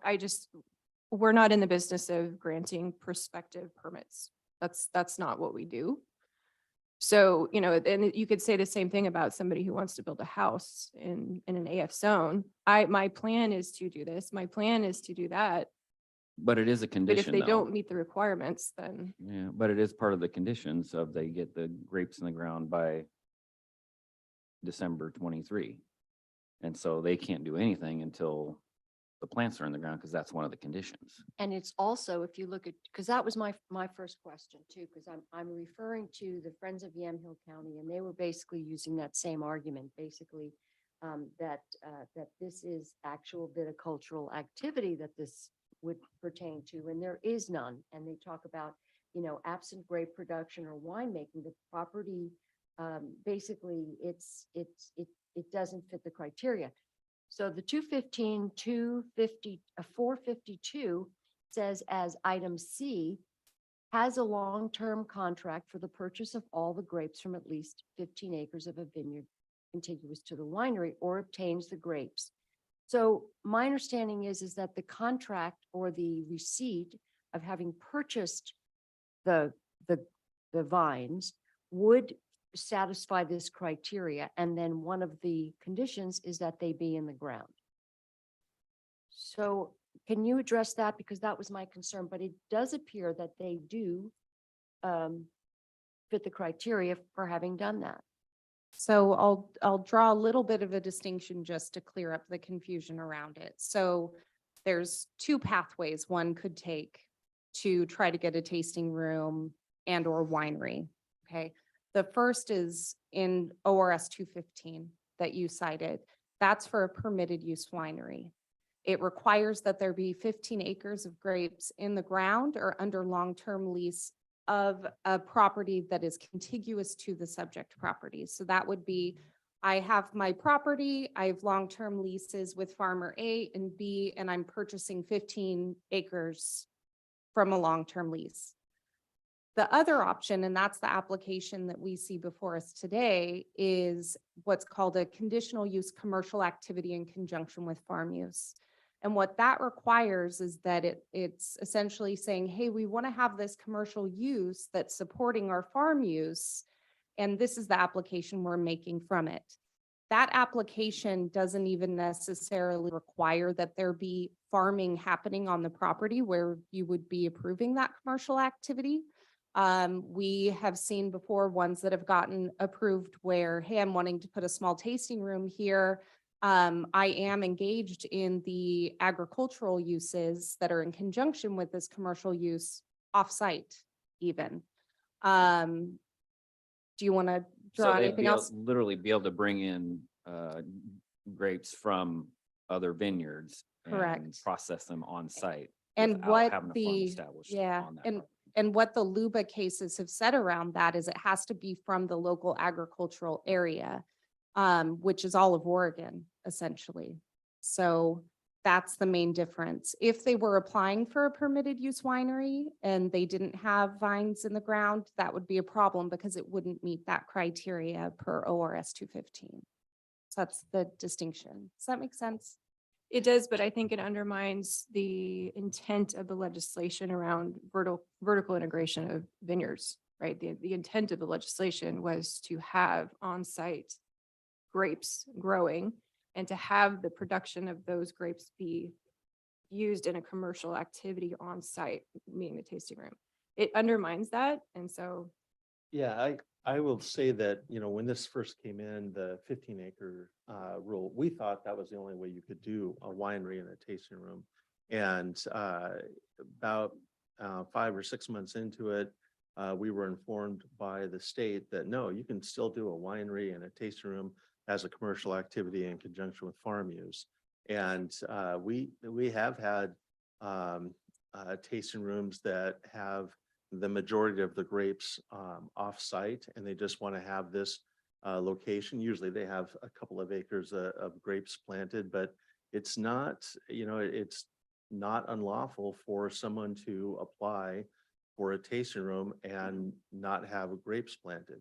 Now, in this case, they are planting grapes, and I think, you know, when I did the site visit, I completely agree. It looks like their intent and their preparation of the ground and you know, and the receipts in the record all lead me to believe that they have every intent to plant this to vines. And I think, you know, part of Desiree's staff recommendation is just to point out that, you know, look, yeah, this is a conditional use, but in a probably less than a year, maybe a little more than a year, they probably could do it just as a permitted use winery and tasting room and have it more extensive than they're asking for. And the fact that they're asking for it to be limited and they're asking and they're trying to work with the neighbors, we really appreciate that. And the conditions of approval, I think, you know, go in line with the scale and scope of use that they're proposing.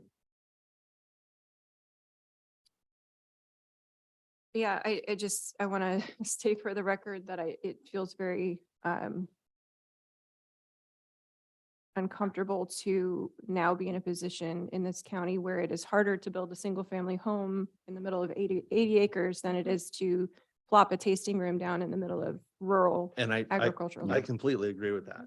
And we've talked about how, well, you can have a huge tasting room and winery and have that be approved just with planting and with a house.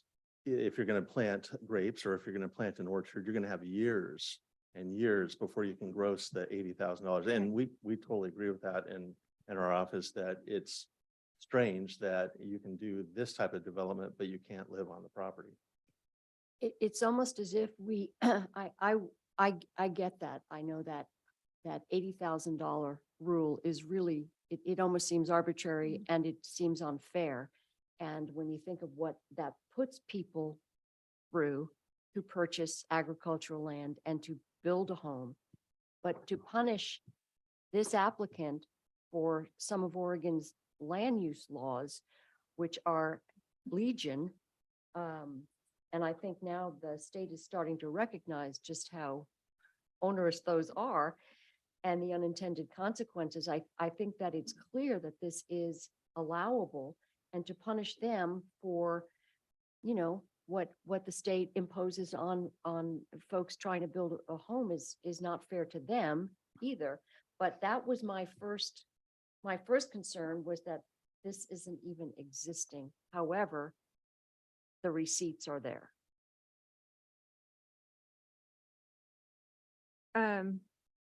Yeah, I bring it up because it puts, I feel like I'm in an uncomfortable position because we always support vertical integration of ag activity, so long as it's occurring, right?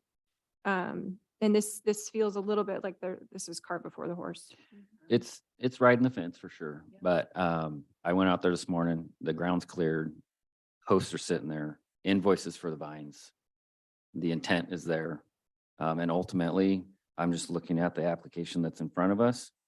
Most of the conditions can be met unless it's a county condition that we can't do, whether it's a speed bump or maybe we can do advisory signs.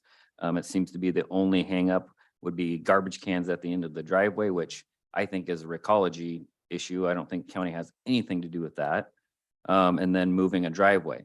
Now, the issue with moving the driveway for me, I can go either way, because when I was there, where their driveway is at is actually site-wise not that bad. The only people that it's not good for is the people that are down in the gated community coming up to that hill. But everybody coming in and out of that winery can see really well down that hill. So I could take or leave the driveway moving. I think it just came up as probably a contentious point to try to keep either them from being able to do the tasting room. So I think the intent is there, especially if we can get most of these, and I don't know if they're in as conditions already, but if we can do advisory signs, if we can do speed bumps, it seems like very small asks to me to keep the neighbors happy. Signage, I mean, I think some of the child signs, I think the neighbors can put them up themselves. I don't think there's restrictions, is there? From Mark question, I guess, Mark Lago. And then the garbage cans would be recalled. So those are my thoughts. Yeah, I mean, obviously we can't control folks' behavior, but we as a board have certainly noticed over the past several years that, especially on the weekends, the out of county visitors that come here and they want to go wine tasting and participate in our economic environment here, they are not familiar with rural settings. They are not familiar with rural roads. I consistently drive behind people who are swerving all over the road in the middle of a Saturday. They do speed. They do treat private land like it's public land. They pull over all the time on the side of the road onto private land, and it's a problem. It's not necessarily something we can control, but it certainly needs to be factored into some of these decisions. So I understand the concerns of the neighbors, especially given the proximity of this wine tasting room. So, I suppose I would like to go through, some of the conditions, because the speed bumps to me, that question really hasn't been answered. What's the hang up on a speed bump? I know that the county frowns upon them, but that's not we We can't do need- them. I think for some of these, we need Mark here to be able to answer them. My understanding is from personal experience, because I live on a road that makes your road look like a 3-lane highway. And we deal with the exact same issues. And I think a lot of rural Yamhill County deals with the very same issues. And and I know the speed bump thing came up, and I do believe there's a snow plow concern and also safety, liability, all of that. So I don't know that that's actually possible. But I know the advisory signs, the county's very good at putting up advisory signs. And people can put up whatever signs they want. I've seen it where it's like children at play, please slow down, horses on the road. But I get all that. The concerns are very real about people driving on these roads, the way they drive, alcohol consumption, the weather, all of it. But that's where we live, and this is an allowable use. And that's so much of what our county is that we can't control the bad actors who are driving drunk on rural roads.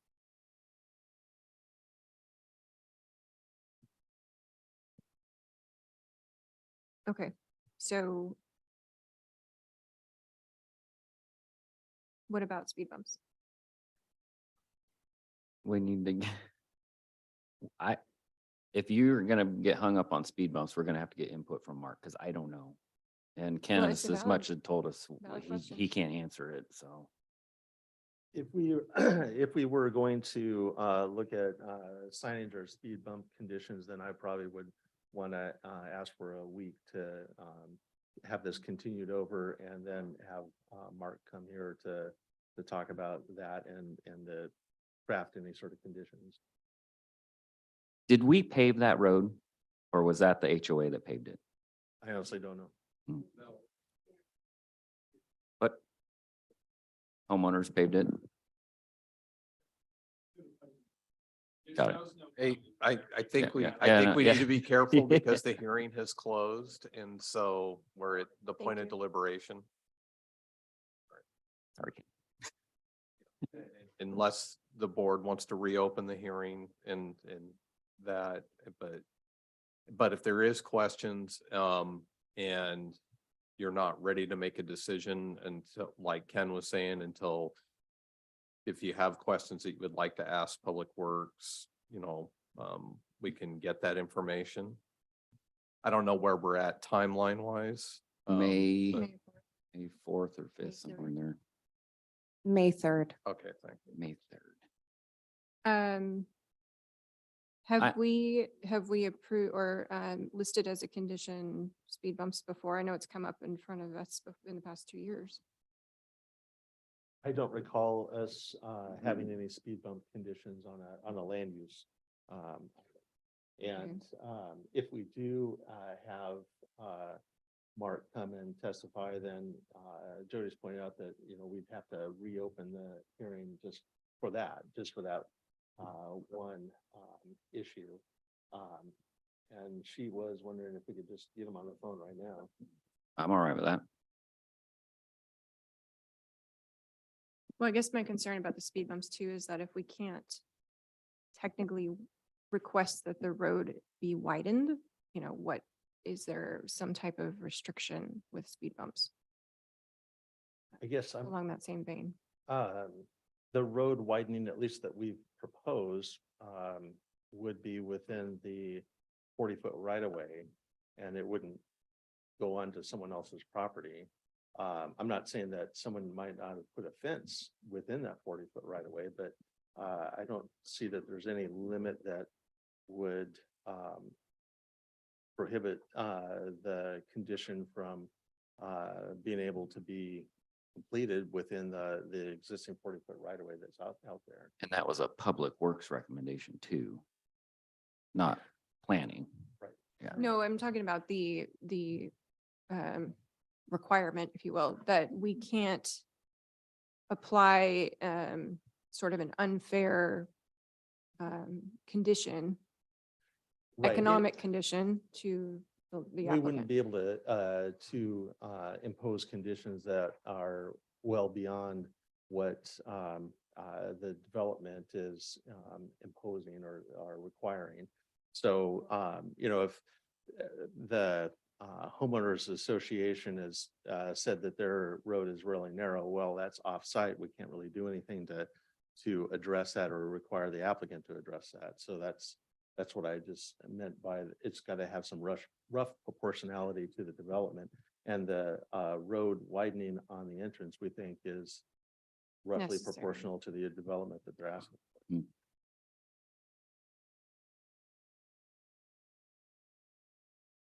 So are we attempting to get him on or?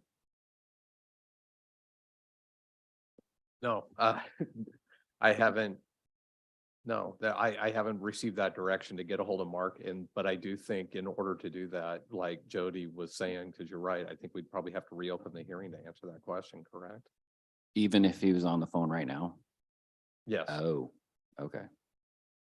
I'm ready to make a decision, so I I'll am as defer. well. And I will say, my understanding is that the county, I don't want to say prohibits, because I don't know that to be a fact, but I know that they take great measures if there are speed bumps to remove speed bumps. So I'll leave it there.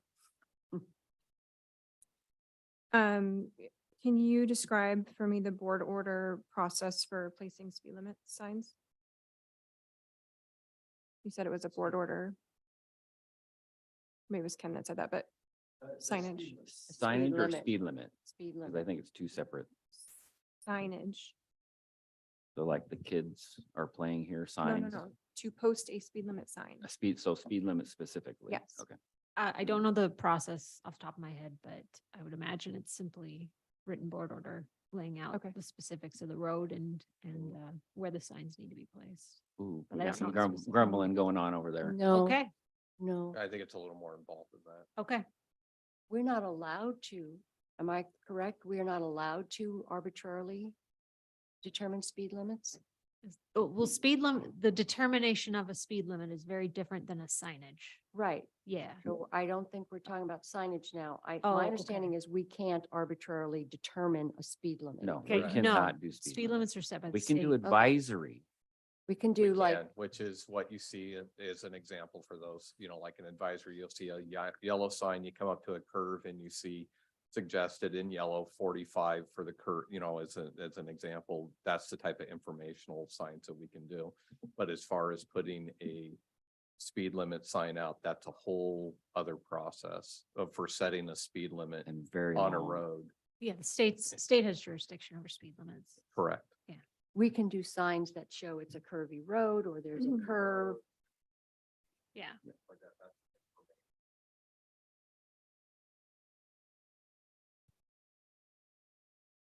Okay, so I guess my question, commissioners, is are we open to adding conditions of signage?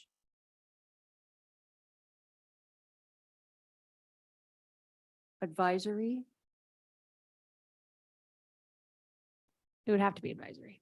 Yeah. Unless you wanted to go through the state process and we really don't have a whole lot of control over that. no. I'm okay adding advisory signs. And that would be something that that's the onus is on us to do that. But what are you looking for? The onus to, what do you mean?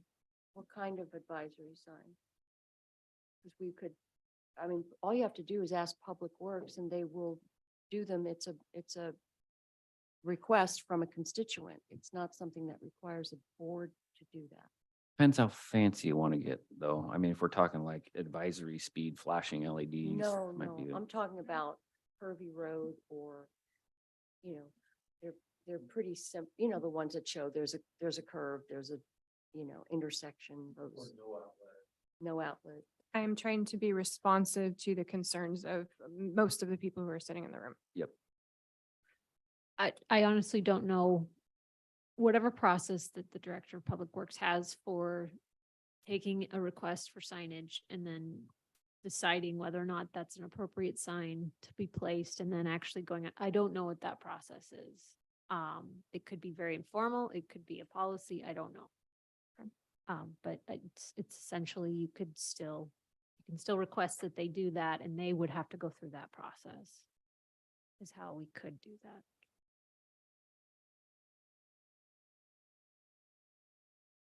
Okay. But if they Um, couldn't complete that process, would it hinder the application, the conditional use application? Depends on how you word the conditional use.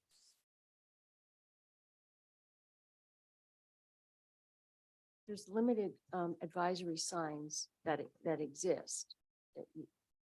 So asking Public Works to put an advisory sign, they typically are responsive to that.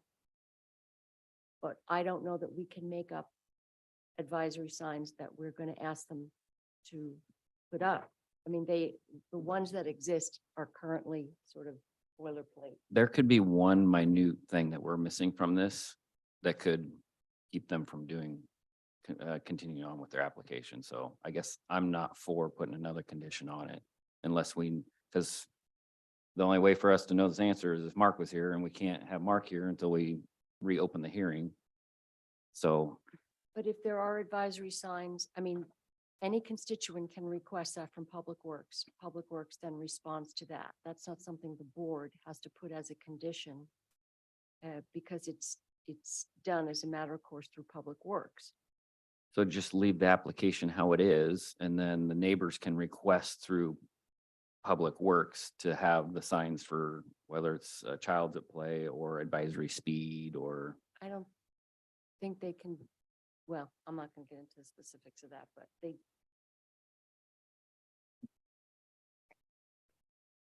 Let me just state my expectation. I would like Public Works to look into placing advisory signs on this road. Because if it were my kids, it would be my top priority. That's where I'm at. I agree, but not a part of their application, correct? If it can't be a condition that we have the county do this, then yes, it would be a separate ask. I guess I'm okay with that as long as it doesn't hinder the application process. As far as whether it can be approved or not approved. The other thing that I have written down is the parking spots. So we received an email, I think from Desiree a couple days ago, that said that that has changed to 9 spots. Is that correct, or am I reading that wrong? The parking spots. staff. So the requirement for parking spaces, the condition comes directly from our ordinance, where there's a requirement based off of the square footage that is open to the public, as well as the number of employees you'd have on maximum working shift. So the condition we imposed is really a minimum to say, this is the number of spaces you need to provide and permanently maintain to meet that criteria. They could have more parking in excess of 6 spaces should they wish to, as long as it isn't on the right of way or along a road, it's on their property. Okay.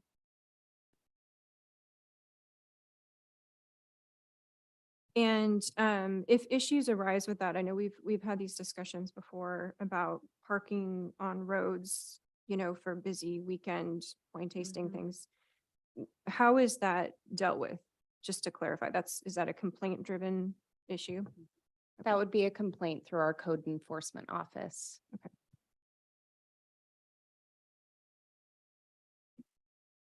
Okay.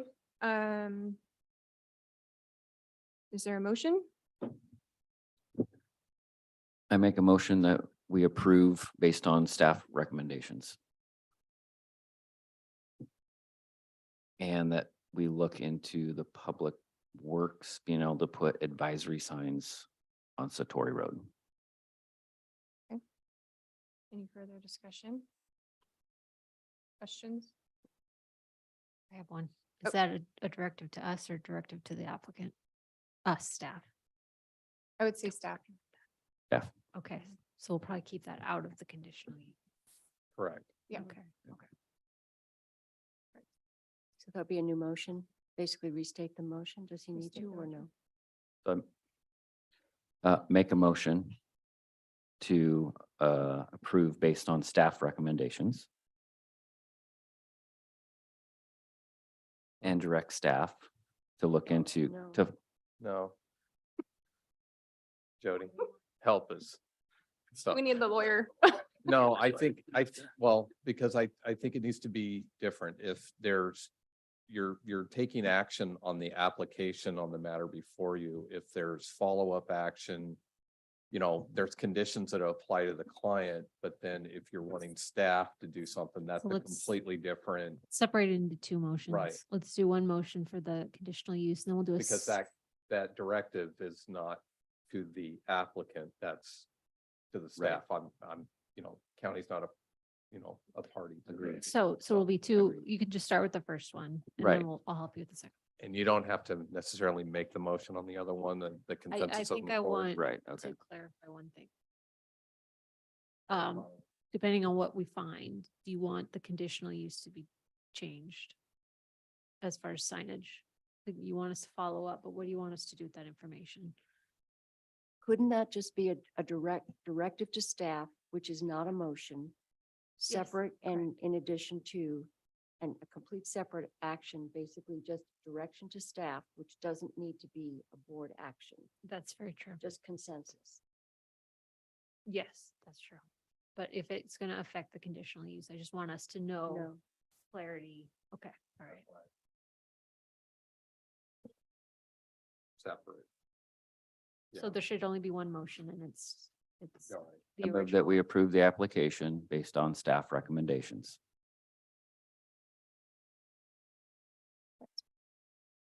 Any further discussion? Okay. All those in favor signify by saying aye. Aye. All opposed, same sign. Great, thank you. Motion passes. And, Yeah. and And based on the further. discussion, I understand the consensus of the board and I'll follow up with Craig and Mark. Okay. And we'll look at the other concerns with that road. Okay. And we'll come back and report. Cool. Thank you. Do you wanna and set a date? Desiree it's her last day, so we want to thank you for your work Yes. on this and your service to the county. Thank you very much. Can we set a date? Thank you. Best of luck on your next adventure. Oh, Oh, yes. 2 weeks? I always forget that. I'm actually gonna look at the applicant's attorney. Applicant's attorney, we need to set a date for findings, so it's 2 weeks. Do you need would you need a lot of time to draft up some findings? Yes. 2 weeks is enough? Okay.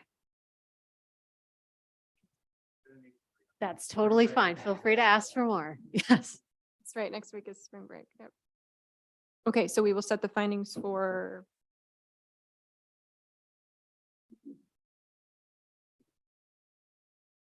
yes, April 13th. Okay. Let's see, so that's the end of our public hearings. That brings us to item K, announcements. Commissioners, any announcements? I'm going to hold mine till next week, looking at the time.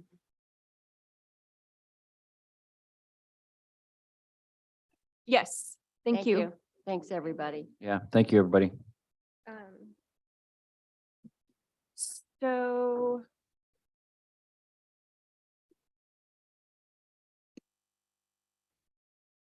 Briefly, I can go over mine briefly. So. Met with the. Sorry, I'll wait till. Sir.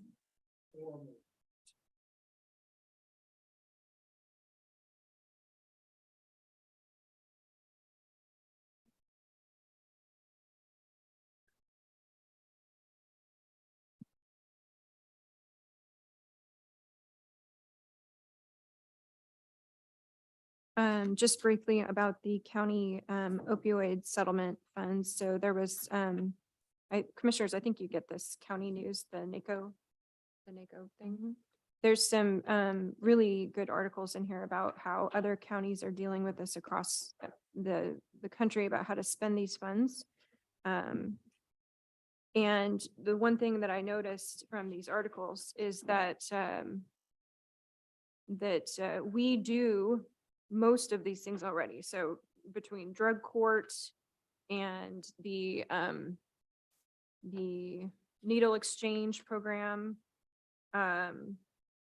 you know, overdose treatments, naloxone, those, and then our quick response teams.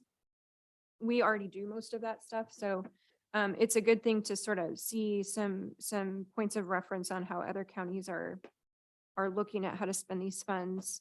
The only thing I would say that we're missing is sort of this robust, you know, in the schools educational program. So that's great to see. Also, obviously, some ideas on how to funnel those funds.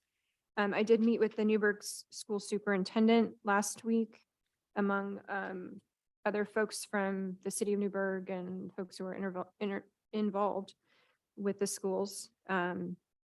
Talked about our desire to have this program in all middle and high schools, and the city of Newburgh actually received some opioid settlement funds. I don't know how much, but I think some of the cities did receive some funds, and they don't really know what to do with them. So they are talking about potentially working with us and sending money our way and just saying, here, you know, let's collaborate and do something together. So that's great. Great to hear.